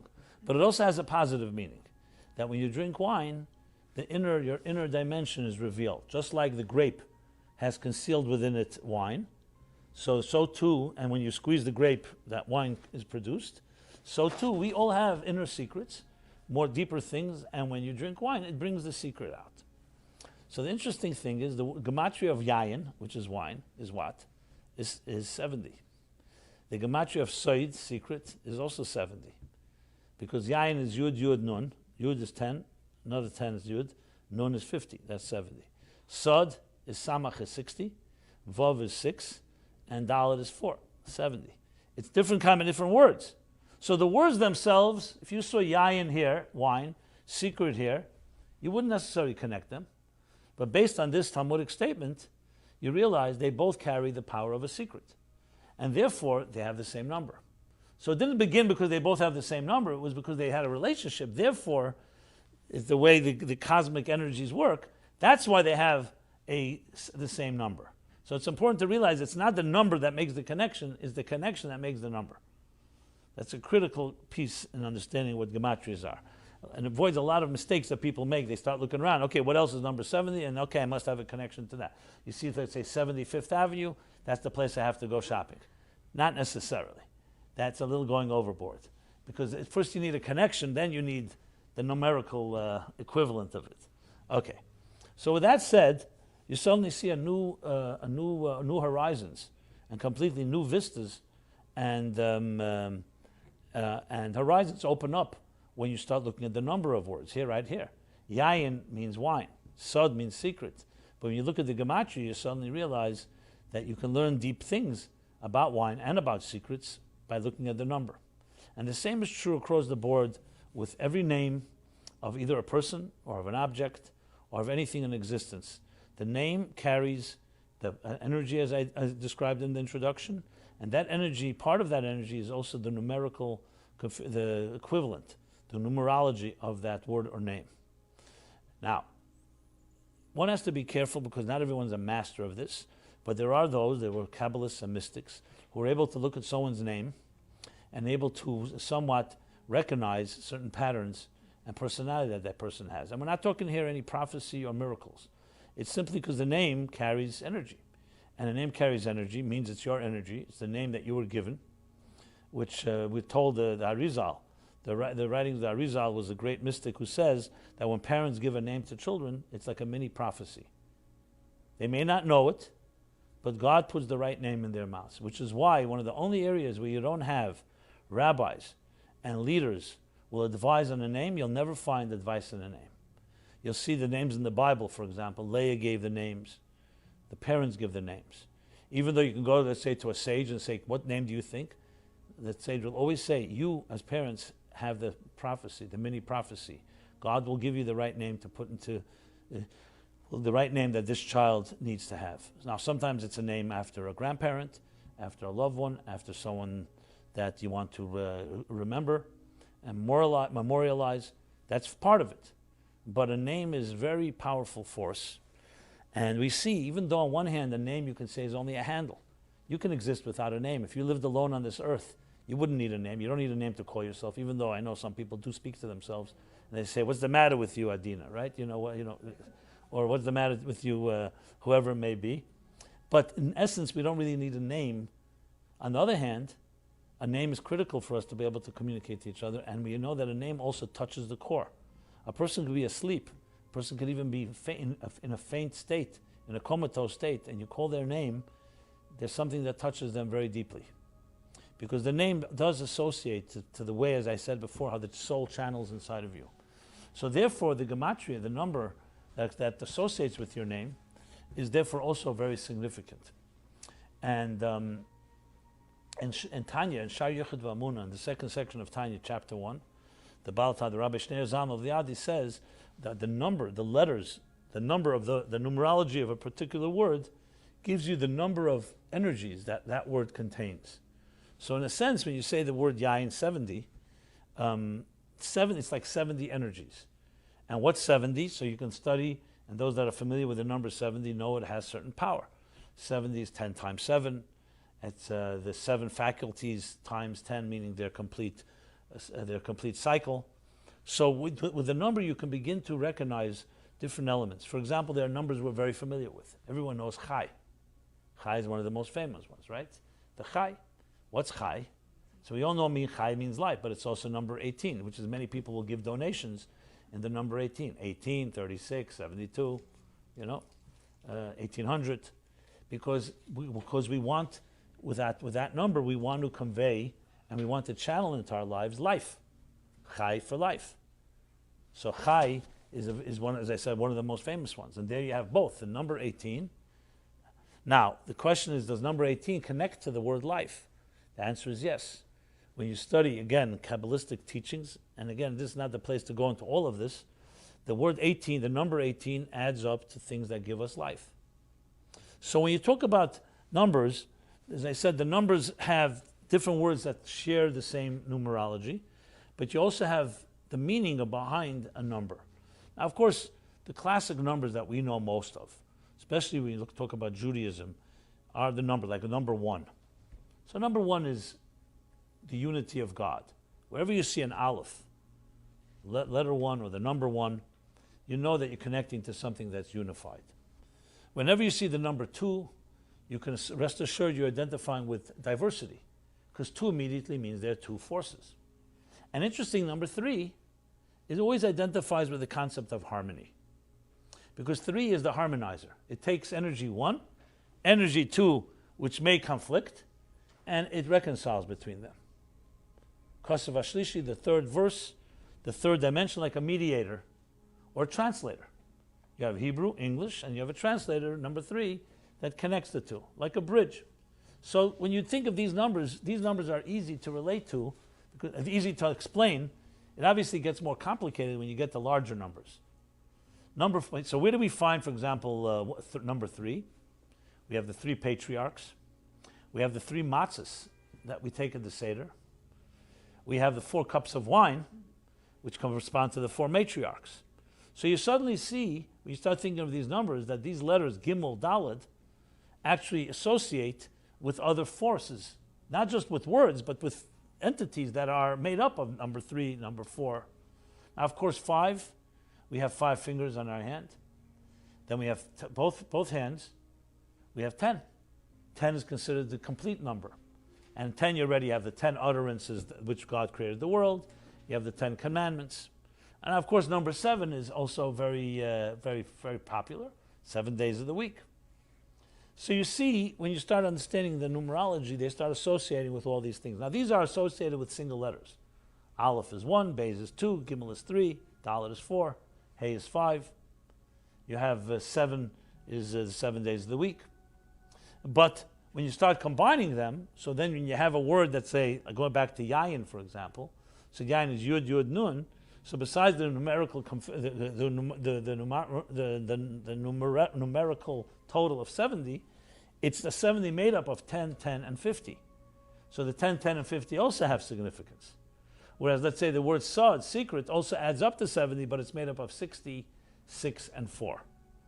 So you can see from this how this gets more and more complicated, which is why I'm sticking to the basics. And I know I've said it several times that it's complicated. I'm just saying it because it happens to be the fact. And I don't want anyone to go away thinking there's just some type of simplistic number thing. It actually gets deeper and deeper. And the deeper you go, the more you really learn about yourself and the things called by these names. Because names carry this type of power. Now, another qualification. I once discussed this with somebody, and they said to me, so does that mean when I date someone, I should find out what their name is? Add up the Gematria, add up my Gematria, and then see whether we're compatible. I said, absolutely not. I'll tell you what you do. You date that person, and you use your mind and heart to figure out whether that person's for you. And if you do indeed decide to get married, and after you get married, you come to me a week later, and then we'll add up the names, and we'll see how that works out.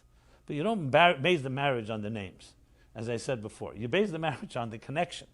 And then guarantee that the names will also fit in. So it's important to not get too, let's call it sensationalist. People love the exotic. They love the mysterious. And Gematrias are very intriguing, which is great. But let's not go overboard and realize it has to be part of a comprehensive way of looking at life and a responsible way of looking at life. You can't just say, to take it overboard, as I said, okay, this is the Gematria, and I'm going to look for numbers, or wherever I go, I start seeing all these numbers. Because then it can get into almost the farcical and silly. Whereas in truth it's a very sacred part of our beings, a very sacred study, Gematria. And when you look in the Talmud, you'll find it's used all the time, but used in a very serious way, in a very insightful way, to help support a particular idea. As a matter of fact, when you look in the Pirkei Avot, in chapter 3, chapter 3, it talks there about different types of studies. So it says there's certain things we study, certain constellations and certain configurations, which are considered fundamental. But then it says, comes to Gematria, it says, is like dessert. What does that mean? That it's an additional component that's not about, that dessert is not just about, so the core meal is the relationship. As I said before, first you have to relate to something. Then, as a dessert or a so-called accessory or additional element in the meal is a Gematria. So Gematria is a support to understanding the bigger picture. But it does carry weight and it does carry power. As I said, it's the number of energies in the particular letters and the combination of letters in any particular word. So to use the words again of the Baal Tanya based on the Arizal and other classics, is that every name in Hebrew is the force that gives life and reveals the soul of the object called by that name. Now, we don't always see it, obviously. For example, someone called the name Yehuda. Yehuda was one of the 12 tribes. Yehuda was the tribe that from there would derive the kings. Yehuda comes from the word acknowledgement. That was his personality. Does this mean every time you meet a person Yehuda, they're going to be that personality? You may not see it. It means they have it in their soul and they do have that power. But you can't simply just identify them as being that type of person. Sometimes you do see it very obviously. Sometimes a name is obvious. It's so obvious that this person lives up to their name. Sometimes it's not so obvious. Now, if it's not obvious, doesn't mean it's not there, but we all have faculties in our souls that we have not accessed. So again, this is necessary to qualify to understand that when we look at these things, it helps identify, but you need to have an expert to really be able to make a determination what meaning and what Gematria, what does it ultimately add up to and what it means. Like for example, the word Yehuda also has, besides the Dalet, it has the 4 letters, Yud K, Vav K, and a Dalet. So that's why it hints to God's name, as do other names we find in the Torah, both men and women. So Gematria, to sum up what I've said so far, is essentially a dimension in the energy of what objects and humans and people, that the part of the energy of what their letters of their name, the letters of their experience adds up to. Gematria adds a dimension, the numerical dimension, which is, as he puts in Tanya, he says, the number of energies that exist in that particular plane. And I gave a few examples with the Aleph, Beis, Gimel, Dal. Now, Gematria also has many other uses, and I'm going to talk about a few that have personal application besides what I've addressed so far. I used one class with Yayin and Sod, secret and wine. I want to use another example of a Gematria that's classically used. One is called, one of them is Chava. The first woman in history, her name was Eve, in Hebrew Chava. So Chava is the Gematria of Yutes, 19. 1 after Chai. 18 plus 1 is 9. That's Chava. Chava 8 plus 6 Vav is 14 plus 5, 19. So it explains why the number 19. Because she came in addition to Adam. Adam would be the symbol of life, and the woman is an additional element, so she's like a life plus 1, so to speak. As a matter of fact, it says Chava was called Chava. She's the mother of all life. So life would be Chai, 18. The mother of all life is 19. The mother that bears life. That's what Chava was called. Adam is the Gematria 45. Aleph is 1. Dalet is 4 is 5. And the Mem is 45. Remember I mentioned 45 before? The name Shema Ma 45, it's the first configuration of God's name. But what do you think of Behema, which is the contrary? If Adam is a human, an animal in Hebrew is called Behema. What is the Gematria of Behema? 52. Ban. So these different numerologies happen to also reflect on the nature of what a human being is. Because what is Ma? You know the word Ma in Hebrew? Ma means what? If you ever hear Chochma, Chochma, which means wisdom, is the power of what? Chochma is made up of two words, Koyach, Ma, the power of what? Because when you conceive of an idea, what's the first reaction you have? Wow, what was that? Like a flash. It's a what experience. It's a what experience because a flash of an idea, where did it come from? What symbolizes in Hasidic terminology bittul, meaning v'nochnu ma, what? You know, something that's defined, here's definition. When you say what is a wonder, wonder is connected to something that is beyond us. So it's like a transcendent experience. So Adam, the human being, and remember Adam is also a name for all humans, not just for men, it's for women as well. Adam is the human race. It's the name Adam. The human being is essentially his real essence. The real essence of a human being is a what? Is a miracle, is a wonder.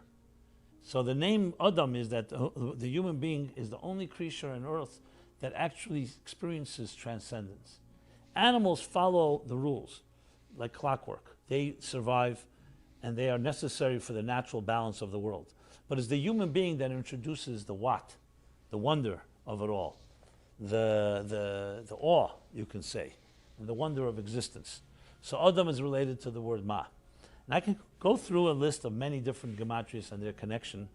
I just wanted to give a few examples because these examples help us learn. I want to teach the methodology here. I'm going to go through every possible gematria. It's a methodology that when you learn to master it, becomes a tremendous tool to understand that the inner workings of existence. Because listen, everybody knows today, and science makes it increasingly clear that we know that existence is multiple layers. What we see is not what you get. You know, you see the surface level. We know today, just like the sea, when you look at the ocean, and you see the ocean bed. If we didn't have cameras and we never went underwater, we'd never know what's underneath it. But the ocean conceals everything that's underneath it. It's a whole world. The same thing is on Earth. Everything is multi-layered. We look at an object. You look at a table, a chair. What is it? Okay, so you can say this table is made out of wood. But what is wood made out of? Wood is made out of particular elements. Just like water, H2O, hydrogen and oxygen. But what are hydrogen and oxygen made of? They're made of molecules. The molecules in turn are made up of atoms. The atoms are made up of subatomic particles, subatomic. And how far down the rabbit hole can you go? No one knows. But one thing is clear, what you see on the surface is only an outer expression of what's inside. Take the human being. You look at somebody, you could see their body language, you could see their face and their reactions. But what's going on beneath the surface? Do we even know always what's going on beneath our own surface? So a person smiles, so you know there must be a good feeling going on inside, or maybe they're faking it. But let's, for argument's sake, you know there's a good feeling. But a good feeling doesn't have any way to show itself. Just like I said before about language. If you didn't smile, no one would ever know what you feel like. But the smile is not what causes a happy feeling. It's the happy feeling that causes the smile. Now, when you go deeper inside the human being, are we just bodies? Are we just skeletons? Are we just organs? The sum total of many organs? No, we know there's a personality. And we know we're not just a combination of ideas, mind, and heart, and emotions. We also have personalities. And the personality itself has a subconscious, or an unconscious, or a superconscious. And then you go further in, you can travel into the so-called the cellular structure. Then you can the DNA structure, all the way to the genetic matter within us, and being the DNA, and that I mean, I should have gone in a different order. Sorry, the DNA is all the way in the bottom, or all the way within. You'd go with the chromosomes, then the DNA, and before that the cells, and you know all that is really what defines a person. And all these are minuscule, microscopic forces that no one even can see. But that we know is what defines us today. So then we all look for instruments. How can we indeed, besides knowing how far does the rabbit hole go, we don't know, how indeed can we cut through the surface and tap the inner layers beneath? So Gematria is one of the ways. Words in general are the ways, as I said, the energy of a word. But particularly the Gematria, the numerical equivalent, is actually giving us a glimpse, a peek into what lies beneath the surface. So the surface would be the word, or your name, or the name of an object, or the name of an experience. And the numerology behind it would be a way of understanding what lies beneath the name, whether it's the number 70, or the number 18, or the number 19, or 45, or 1, 2, 3, or whatever combinations there are. So that's the way you have to look at Gematria. It's essentially an instrument, a tool, that lies there in its quiet way, a number. But when you start studying that number, you begin to recognize the forces that you would not see, the naked eye would not see. Let's take another example. What in Hebrew is the word for nature? So nature in Hebrew is teva. Okay, teva. Or if you say the nature, it's ha-teva. What is the gematria of ha-teva? So hey is 5, tes is 9, is 14, beis is makes it 16, 2. And 16 plus the last letter, 70, is 86. That's the number. So the Kabbalists tell us that this number 86, is the equivalent of another the word. And the word, one of God's names. Not the Yud Kei Vav Kei, which is 26. It's another name called Elokim. I mean, I'm not pronouncing it with a hey because we're not supposed to pronounce it that way, but Elokim is what? It's 5 letters. Aleph, 1. Lamed, 30, that's 31. Hey, 36, is 5. Yud, 46. And what's the last letter? 40. Mem, 86. Miracle, right? It's not a miracle. It says it in the holy books. That's how I know. So 86 and 86. So is there any connection? Now you may say not. Remember, the point is not that they're the same number. It's because there's a connection. That's why they're the same number. So the Pardes, Rabbi Moshe Cordovero, explains that what is the meaning of God's name, Elokim? Why is it different than, let's say, the name Havaya? So he says because the divine, who's beyond everything, beyond any definition, manifested in 2 ways. The truth is there's 7 names of God, and they all have gematrias, they all have significance. I'm just mentioning 2, Havaya and Elokim. 2 ways the divine that manifests manifests. One is the divine that manifests within nature, the God of nature. That's Elokim. Whenever the word Elokim is used, you're talking about the divine as it relates to existence. Bereshis bara Elokim, the first 3 words of the Bible. In the beginning, which name is used? Elokim. Why not Havaya, Yud Kei Vav Kei, or other names? Because God is creating nature. And the rules of nature, the laws of nature, are the divine within nature. Now, just to qualify, this is not pantheism, Spinoza's pantheism, that God is nature and nature is God, as we'll learn in a moment, as we'll discuss in a moment. But God is the God that creates nature. So when you discover God within nature, which is like many scientists will say, it's the mind of God, it's the hand of God, that is the Elokim. Havaya, the Yud Kei Vav Kei, the Tetragrammaton refers to the transcendent God, the God that's beyond nature. And that is a different number. So therefore nature, or the nature, is the same numerical number as Elokim because it's exactly this, that's its significance. It's the divine hand, it's the artist as we see the artist through the art. Whereas Havaya is the artist, the artist is not defined by being an artist. We know an artist can be many other things. So there's a divine dimension that's not defined by his art. And that's why we, in Judaism, you see how much emphasis. Look at something that we say so often and most people don't even pay attention. Every blessing we make begins with which words? Baruch atah Hashem Elokeinu, Melech HaOlam.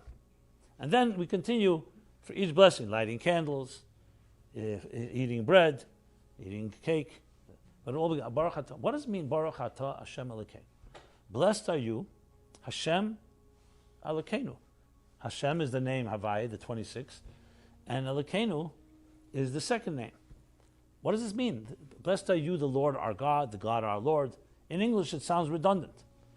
But if you think of what I just said, it's not redundant at all. It's saying, blessed are you, the divine that's beyond nature, as you manifest in nature. And this is fundamental Jewish belief, that God is nature, but nature is not God. Which means that God also creates nature, but is not defined by nature. That the transcendent God that is beyond all of existence is united and one with the divine that is part of existence. So that's why we say Hashem Elokeinu. And then we say this many times. On Yom Kippur, the holiest moment on the holiest day, the end of Yom Kippur, what do we say? We first say Shema once, then we say Baruch Shem 3 times, and then we say Hashem Hu Elokim 7 times. I'll explain the numbers in a moment. What's this Hashem Elokim? If you don't know what the redundant, God is our God. What are you trying to say? God is God. That's it. You're saying that the transcendent God is one with the God within nature, which is the fundamental principle in Jewish thought, that we are not God, but God is part of us. And that we want to unite the 2 dimensions by saying that the God that is beyond all of existence connects with existence. It's basically transcendence connecting with our routines and our natural lives. Nature connecting with that which is beyond nature. Or to put it another way, the extraordinary within the ordinary. The supernatural within the natural. And interestingly, when we say the Shema, the most famous Jewish prayer, here you'll see how the Gematria really comes out. So we say Shema Yisrael Hashem Elokeinu, again, Hashem Elokeinu. Same 2, the transcendent and the natural. And then you say Hashem Echad. And the emphasis is on the last word, Echad, 1. Now Echad, I mentioned before, is number 1. But Echad, written out, is 1 plus 8. The Ches is 9. Plus Dalet is 4, 13. Which connects to many different 13s. There's a 13 divine attributes of compassion, 13 connected to Bar Mitzvah. There's many elements to 13. 13, the Kabbalists say there's 10 plus the 3, the triple heads on top of the 10. But the main thing I want to emphasize is that the Talmud says that the 1 permeates the 8, which permeates the 4. And I'll explain. 1 is the oneness of the divine, which is a concept of unity. Today, physics is always in search of the unified field theory. Everything is one. To find the oneness that connects all laws and all phenomena. Ches is 7 plus 1, referring to the 7 heavens, the 7 atmospheres, and 1 is earth. And Dalet refers to the 4 directions, east, west, south, and north. And the goal is that you want to unite the Aleph, the 1, with the 8, with the heavens and earth, the diversity of existence, and the 4 different directions. This again is a form of connecting the divine unity with existence. So you see how the numbers all come into play again and again. There's nowhere where the numerology and the Gematrias don't have a role in understanding the deeper meaning behind words and behind experiences. And when you really, as I said, study this, it opens up a whole new dimension that you would never have imagined. Similar to what science does, or art for that matter. That's why we called it the art and science of Jewish numerology. Because what does science and art do? They show you, they reveal a deeper truth. They reveal something that we did not see beforehand. You know, for thousands of years or hundreds of years, we may have experienced things. And what do scientists discover? They discover the forces that make things tick. They discover the forces that shape the realities we experience. And the same thing, artists do the same thing with art. You can say Gematria is a certain place where science meets art because there's a certain elegance to it that's very artistic in its eloquence and poetry. The poetry of numbers, as we know, mathematics is considered the pure science. The people call the poetry of numbers, the poetic numbers. And so therefore the numbers really play a role, and especially when you're familiar with music. And music is about numbers, and music is about a tempo and a certain pace, a certain, what's the word I'm looking for?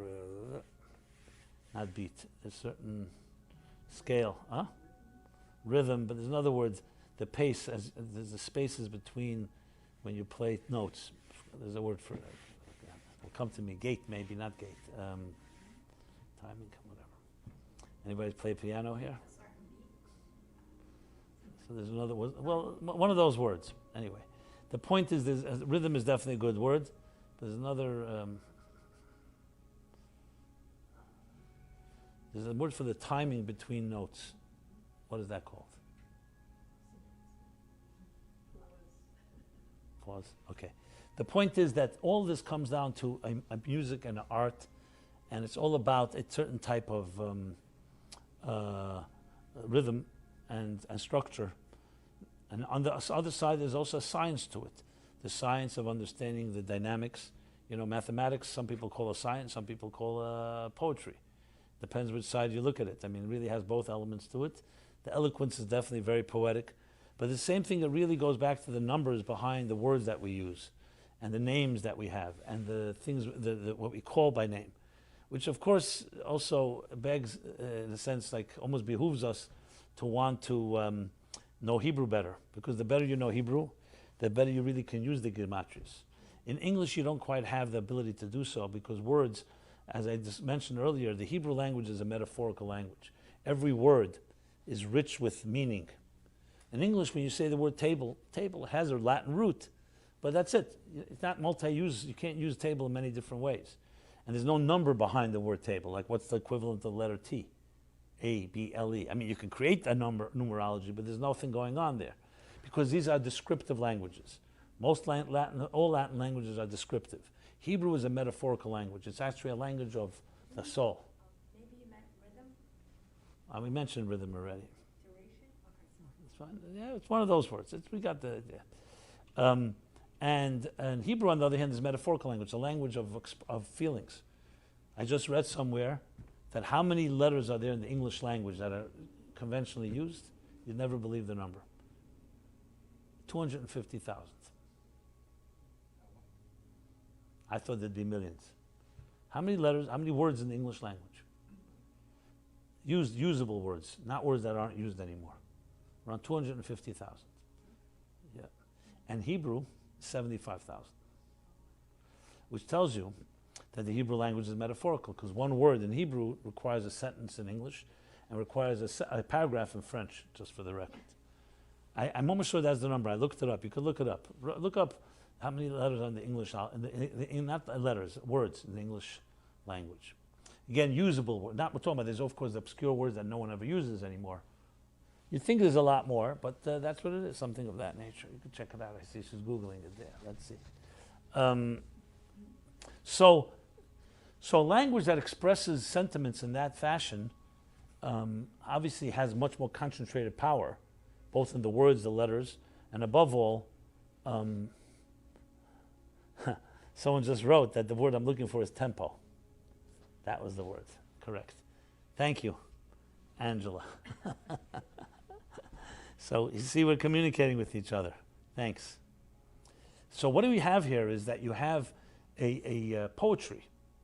You know, existence can be very monotonous, very boring, the routines that we go through, the monotonous routines. You get to work, and it, wears us down, it drains us. But if you're able to recognize the music, the poetry, the eloquence within your experiences, everything changes. I've shared this story many times. I just love it. It's such a great story. The story goes like this. It's a story with the Baal Shem Tov. Baal Shem Tov and Reb Chaim Rappaport, who once traveled on a mission of the Baal Shem Tov's, to a certain location. He came back, and the Baal Shem Tov wanted to know. Baal Shem Tov was the great mystic, the founder of the Hasidic movement in the 18th century. And the Baal Shem Tov wanted to know, how did you travel? Which seemed to be trivial. Who really cares? This way, that way. He came back. It's all fine. He doesn't need directions anymore. So he went. He said, one night I stayed at an inn. Then he said, one night there was no inn, so I slept at the side of the road. Pitched a tent or whatever he did. In the morning I woke up. I washed my hands, said my prayers. And then afterwards, I sat down to eat something. There was a little brook and spring of water at the edge of the road. I went over, took some water, made a blessing, and drank the water. Baal Shem Tov jumped up and said the following words. He said, that brook of water, that spring of water, was waiting from the beginning of time for you to come and bless it. Why is it such an unbelievable story? It really actually, it empowers me everywhere I go. I traveled many places. And many times I come to a place and I remember Robert Frost's poem of traveling in the wood and the road diverged. Right. And one path was the road most traveled on. And the other was a path less traveled on. He says, and I took the road less traveled, and that has made all the difference. There's something about going into the woods.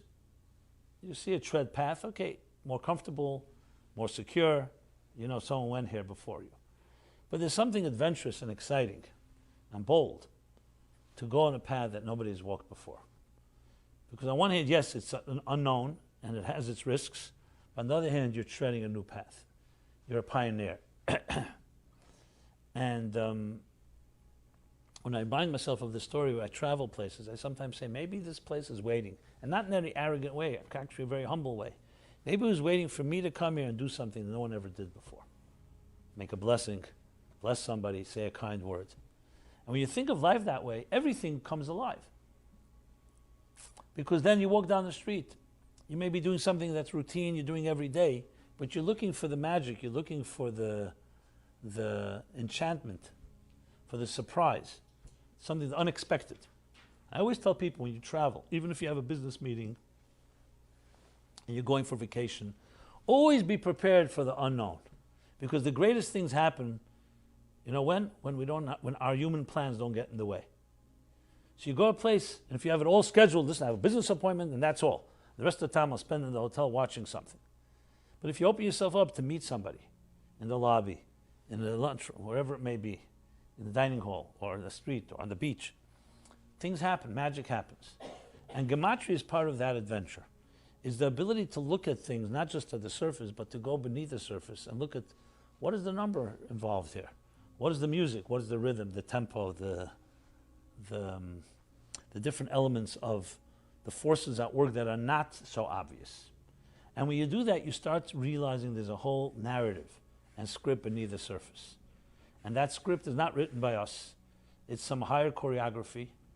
Now, we could either join and align ourselves to that choreography and then dance with it, or we can resist and just live on our surface level. And when any of that happens, say, hey, it's not part of my plan, and then lose these opportunities that really can change your life. So Gematria is more than just a play with numbers and words. It's really looking at your own name, other people's names, and really trying to understand what's the deeper meaning. It also makes you more introspective and makes you more sensitive, because you start looking at things not for what you see. You realize that what you see is not what you get, which of course was a big line used in the beginning of the computer generation, if you remember, 20 years ago, when they were talking about images on screens. Is it what you see, what you get? And you had to go to what was the initials? What you see is not what you get, WSY, whatever it was. Today, it's already common that you see what you get. But we should always remember we never see what we get. There's always more going on. There's always a deeper story. So Gematria in that sense is like an instrument, as I said, a tool to dig deeper and to recognize deeper meanings behind things and recognize nothing is as it seems, and helps us also create connections to experiences that in our lives that we would never really experience without going to that place. Like he said, that the entire world, beginning of time, was waiting for you to come there and achieve something. That's such a tremendous lesson, especially in our day and age. You know, we have our gadgets, and we have our smartphones, and we have our mobile phones, and we have this thing and tablets. I mean, we're connected to the gazoo, we're over-connected and inundated and overloaded by information. Once upon a time, information was scarce, was a rare thing, and information was so valuable. Today, it's almost meaningless because it's everywhere, and you can't even make sense of what really matters between all the clutter. So we're overwhelmed with all of this. And with all that, in many ways, our lives have become even more robotic and more mechanical. Because that type of the enchantment of just having a conversation, eye-to-eye conversation, with someone. And no one else is there, and there are no machines. I know it's ironic, I'm saying this as I speak, I'm saying it on Facebook, on YouTube, and all these technologies.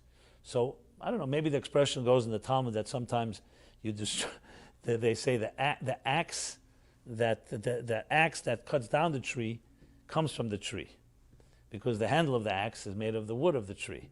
So maybe we use technology to challenge technology to be used for the right purpose.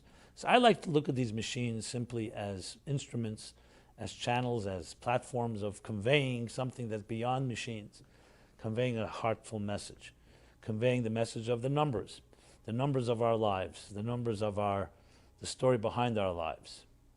And though there's more to say about all of this, I thought this was a good, I don't say introductory, I think it's more than introductory. I think I gave a good taste of it. I feel comfortable saying that. But stay tuned, we will talk about this more. But on a concluding note, I will say this.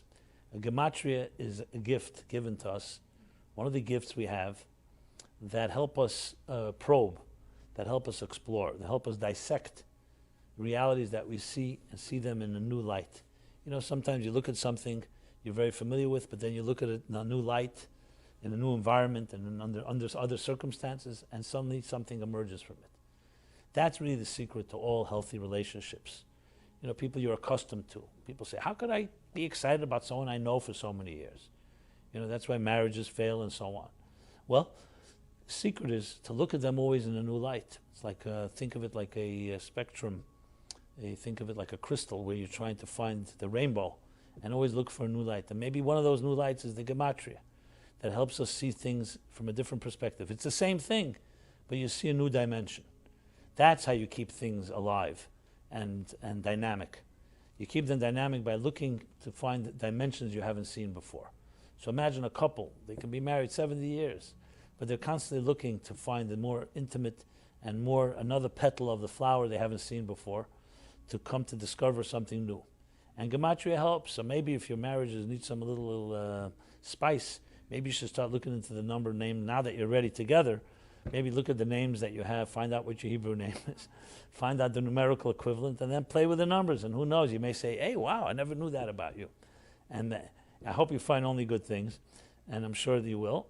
And it'll definitely give you a little more life, a little more time. And then there's always new dimensions of Gematrias, which I will be speaking about in the coming classes. Not necessarily next week, but in the coming months.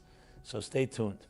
So may you enjoy your Gematria, enjoy your number, enjoy your numbers, I should say, the magic of the numbers, the poetry, the music. And thank you for all the words and that people have given me, the rhythm, the tempo. They're all very great words, because they all, if you think about them, the common denominator of all of them is vitality, passion, that it's alive.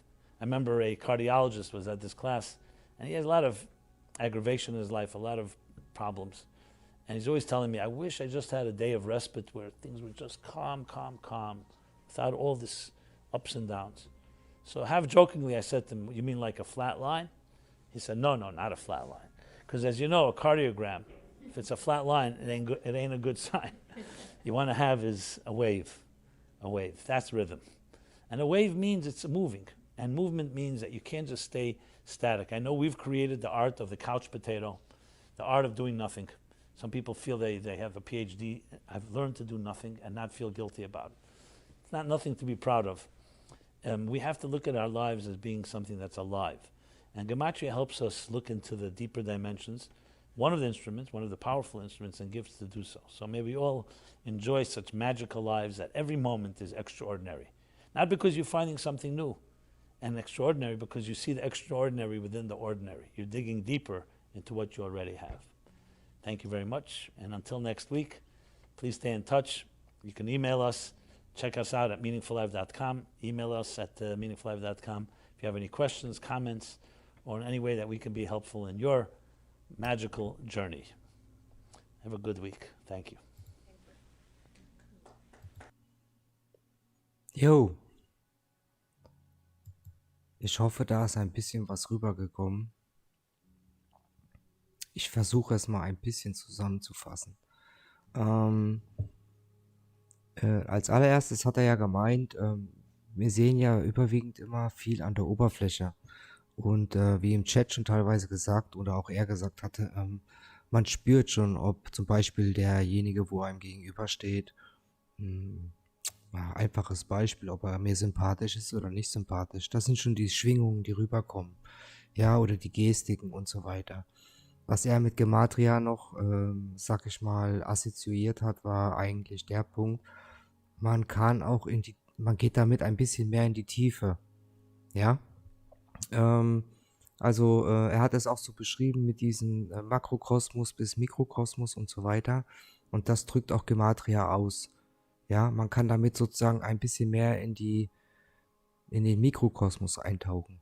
Das zum einen. Dann hat er auch erklärt, dass ja die Gematria, er hat die einfache Form erklärt, aber das geht wirklich in die komplizierte Technik dann rein. Und wenn man sich ein bisschen mit den Zahlen beschäftigt hat, was für Bedeutungen haben die Zahlen, womit werden die immer assoziiert, ja. Also die Zahl 70 hat eine Assoziation, wenn man da andere Begriffe reingibt, die eigentlich gar nicht so stimmig sind mit dem, was ich als Anfang eingegeben habe, aber haben sie doch irgendwo eine natürliche Verbindung, ja. Das hat er damit gemeint. Und auch die Zusammensetzung. Nur weil es jetzt eine 70 ist, muss es keine 70 sein. Es kann auch eine 60 und eine 6 plus 4 sein, ergibt auch 70. Ja, also da sind wieder sozusagen Unterkategorien damit verbunden. Also was bedeutet dann die Zahl 60 und die 6 und die 4 dazu? Das ergibt dann 70. Nur mal so ganz kurz, wie ich das auch verstanden habe. Natürlich haben bestimmte Werte oder Zahlen, ähm, es gibt ja verschiedene Bedeutungen für Zahlen. Ne? Da kann man sich ja, ich glaube, müde suchen. Aber ich denke, es gibt gewisse Grundwerte in der Natur. Ja. Und er bezieht ja auch sehr vieles auf der Natur. Oder auf die Natur. Richtig einen Artikel nehmen hier. Was diese Zahlenwerte dann sozusagen tiefgründig damit zu tun haben. Ich fand das jetzt gar nicht so schlecht, wie er das erklärt hat. Es sei jetzt dahingestellt, ob das Hebräische oder hier geht es ja nicht um die Religion, hier geht es um die Gematria. Ja, und wenn du in Gematria reingehst, ne, ich mache mal hier ein Beispiel. Wir gehen mal einfach hier auf Suche Gematria. Da gibt es einmal diesen Calculator hier. Ja, da gibt man bestimmte Wörter ein, da kommen hier diverse Zahlenwerte raus. Da gibt es noch diesen den anderen, dürften die meisten kennen. Den hier. Da kann man sich auch ein bisschen einlesen. Und dann gebe ich hier auch bestimmte Werte ein, dann kommen hier sozusagen assoziierte Begriffe raus, ja. Also was heißt Begriffe? Also auch Begrifflichkeiten, die mit diesem Zahlencode, den ihr hier seht, ähm, gleichgesetzt wird, ja.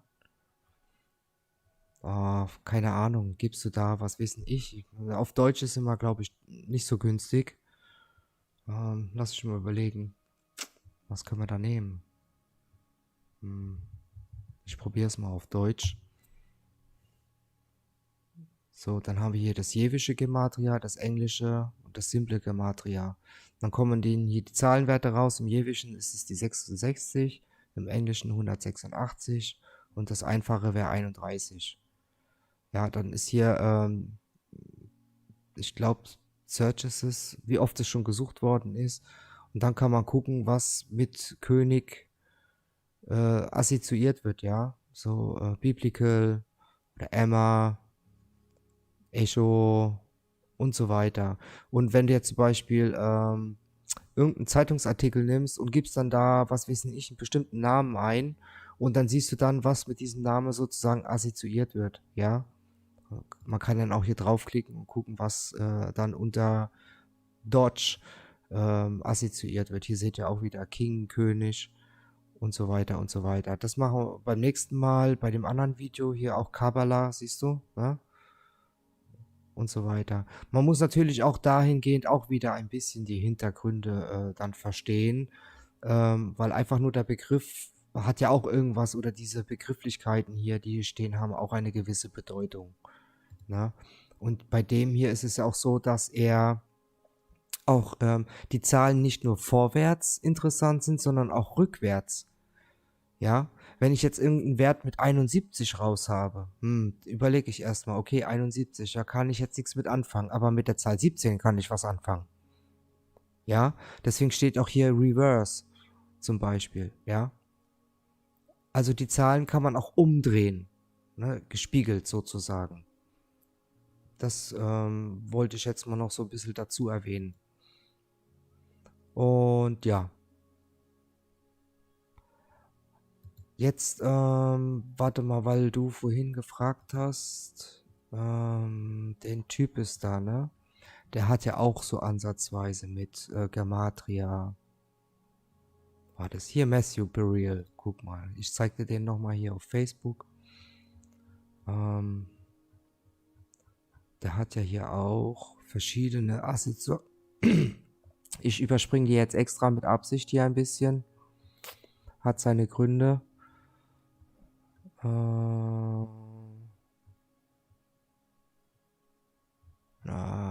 Ich suche gerade ein Beispiel. Hier zum Beispiel 33. Ist ja eine ganz bekannte Zahl. Wir haben 33 Wirbel. Das hat auch was mit diesen Schlangen zu tun, die man sieht in diesem... wie heißt das? So eine Apotheke, glaube ich, zum Beispiel. Ja, dieses, wo die Schlangen dann hier sozusagen rum... Das hat was mit diesem Kabbalah zu tun.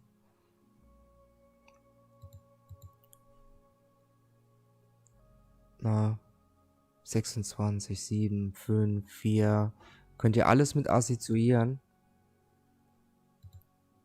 Er hat hier, das habe ich gemeint, oder DNA. Also die Schlange wird in mehreren Facetten symbolisiert für verschiedene Aspekte.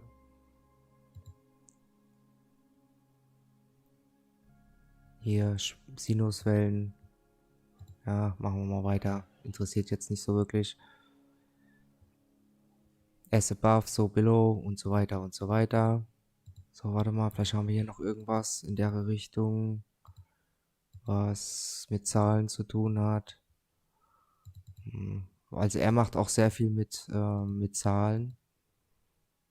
Hier zum Beispiel, das habe ich glaube ich das letzte schon gezeigt. Also der goldene Schnitt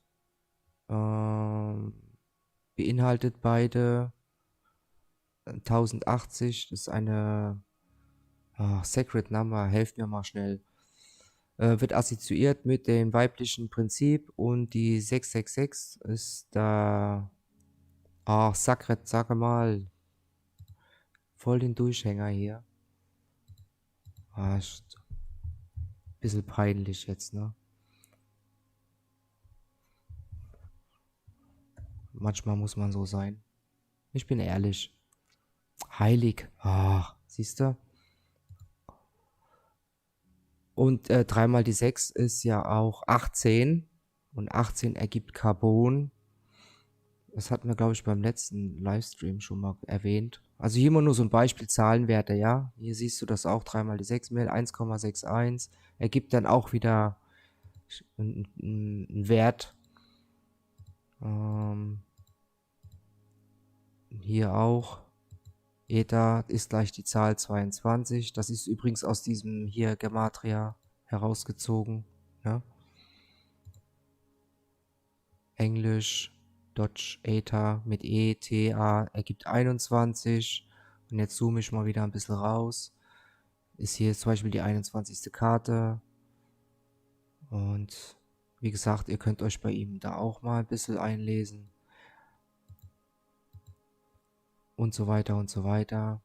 Den anderen Rest hatte ich euch ja schon gezeigt. Also er macht sehr viele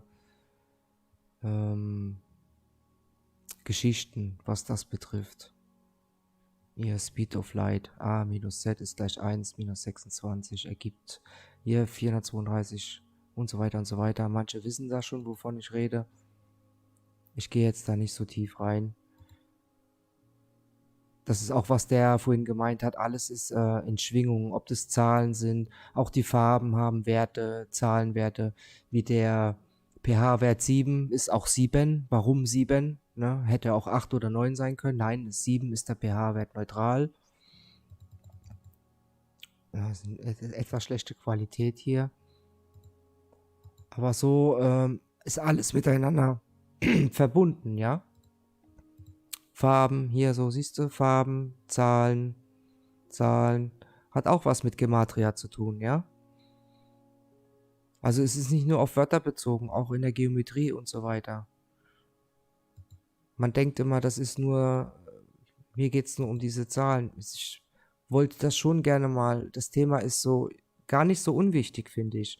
Weil wenn man das wirklich ein bisschen versteht und manche Dinge, ich gucke auch kein Fernsehen oder sowas, ja, interessiert mich nicht wirklich. Aber jetzt hier zum Beispiel, wenn man mal ein paar Filme sich anguckt und die Filme sich nicht nur oberflächlich anschaut, sondern auch in die Tiefe geht, die Symboliken versteht und auch diese Gematria irgendwo versteht, wie er auch gesagt hat, wir wissen, unsere Wörter sind verfälscht worden aus den Ursprungswörtern. Wenn wir historische Bücher lesen, selbst auf Deutsch, ist auch eine ganz andere Art zu lesen oder auch die Begrifflichkeiten sind komplett anders da.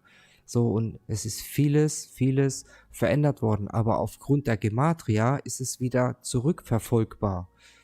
Das ist für mich auch ein wichtiger Aspekt. Kann ich die Geschichte aufgrund von Gematria zurückverfolgen? Weil man kann ja nicht alles, ich sage mal, verschwinden lassen. Und ist es möglich, über Gematria zum Beispiel ansatzweise bestimmte Aspekte in der Geschichte wieder zu entdecken? Also vielleicht auch ein bisschen mehr Wahrheit herauszufinden, aufgrund der Gegebenheiten. Was heute passiert, ist ja auch damals schon passiert. Und von damals ist es schon vorher wieder passiert. Es ist ja alles eine Schleife, eine Wiederholung. Eine Matrix, ein Programm. Und ein Programm besteht aus Zahlen, 0 und 1. So, und Gematria besteht natürlich aus mehreren Zahlen, aber ich versuche auch gerade jetzt mir Verbindungen aufzubauen, aber vielleicht versteht der eine oder der andere, was ich damit sagen möchte. Und das ist so, wo ich sage, das Thema Gematria halte ich persönlich für sehr wichtig, ein bisschen Verständnis dafür zu haben.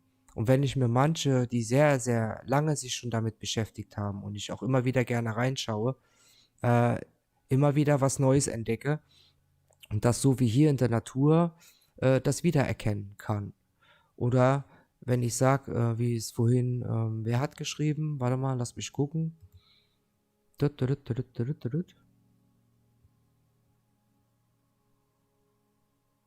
Karin, warst du das?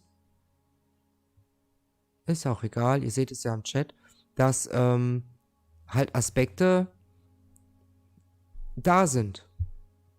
Ja, Kreislauf des Lebens auch. Aber ich sag mal eher, mir geht es jetzt um die historischen Geschehnisse, die stattgefunden haben. Ja, Schlammflut und bla bla bla.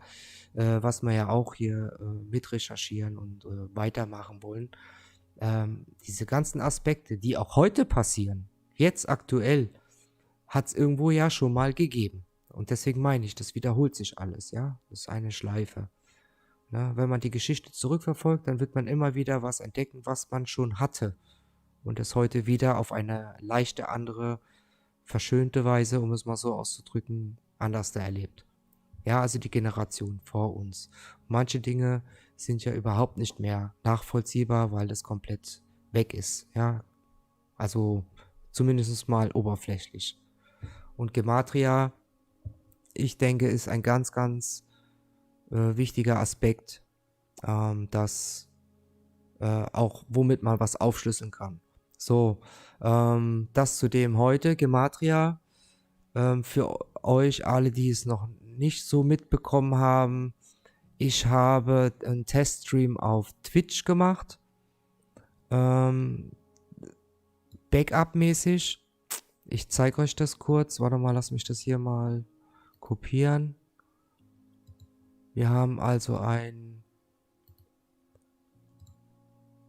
Twitch-Account und sicherheitshalber aufgebaut. Ja, das brauchen wir jetzt nicht hören. Habe ich erstmal getestet. Das funktioniert soweit, wie bei YouTube auch.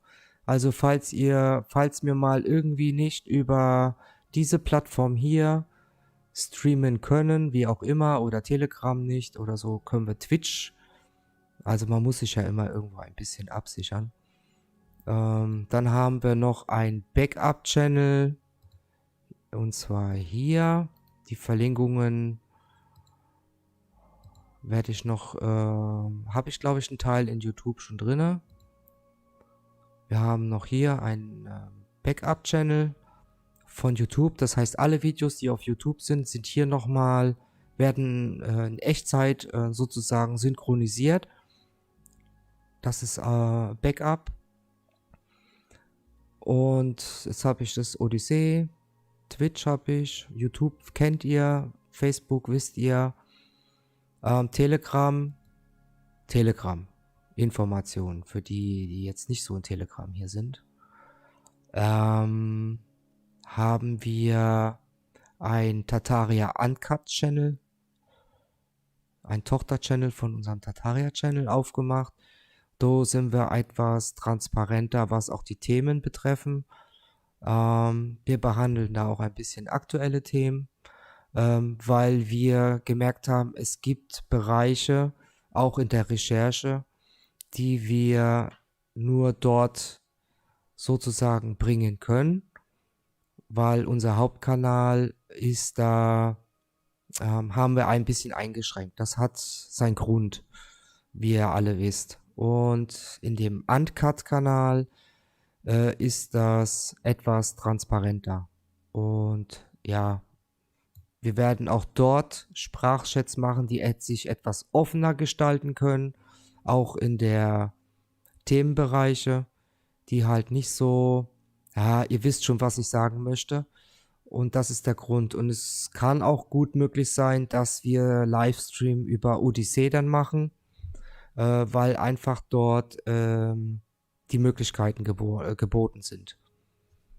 Mal so das zur Info. Dann haben wir ja einen Partner-Channel, also in Zusammenarbeit mit Sons of Patriarchs in Telegram, mit dem Lukas, und wir sind wir sind auch hier und da ein bisschen was am Planen, auch mal was zusammen zu machen, Livestream und so weiter. Also es wird noch ein bisschen was kommen dieses Jahr, einiges wird kommen. Vedun und ich sind auch heiß dabei, jetzt weiter Videos zu machen. Die Feiertage waren dazwischen, da haben wir halt die Familie ein bisschen vorgezogen. Ich denke, das ist ja okay. Und wir sitzen dran, euch auch mal wieder jetzt wieder schöne Videos zu bringen. Also nicht so dieses Livestream-Format, sondern, ne? Schön Video. Macht uns ja auch riesen Spaß. Allerdings halt ein bisschen mit, ihr wisst, Arbeit verbunden. Manche Sachen, ich bin auch am Übersetzen. Strengt unheimlich an, das ganze Thema. Welche Vorschau meinst du?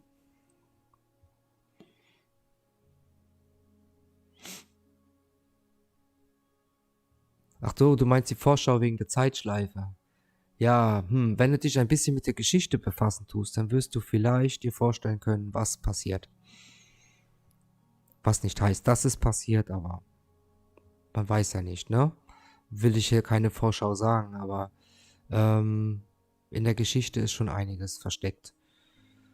Und die ist nicht schön, um es mal so auszudrücken. Wir sind aber alle positiv gestimmt. So, also wir haben Odyssey, Twitch, ihr wisst Bescheid. Wie gesagt, die Verlinkungen werden in Telegram komplett verlinkt.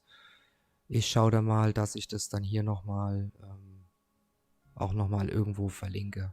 Schauen wir mal. Ansonsten denke ich, von meiner Seite her war es das für heute. Wir haben jetzt, wird Zeit. Und der nächste Livestream wird dann Teil 2 werden, mit Gematria, mit einem deutschen Video. Und dann lernen wir da vielleicht noch etwas mehr dazu. Und dann schauen wir mal, wie tief wir da noch reingehen können. Ich versuche mich auch noch dahingehend noch mehr zu informieren. Dass wir da auch ein bisschen Spaß haben. So, das war's von meiner Seite her. Ich wünsche euch einen angenehmen Abend, entspannte Nachtruhe Oder ja, wir sehen uns dann nochmal eventuell in Telegram nachher gleich. Ansonsten freue ich mich und bedanke mich bei euch, dass ihr dabei wart. Hat mir wieder riesen viel Spaß gemacht. Waren noch einige da heute. Ich lasse noch 5 Minuten für euch laufen. Und ihr könnt dann noch kurz ein bisschen schreiben, wenn ihr wollt. Ansonsten ist das dann fertig für heute. Bis dahin, alles Gute für euch. Bleibt in der Balance, sagt man immer, gell? Bis dahin, ciao.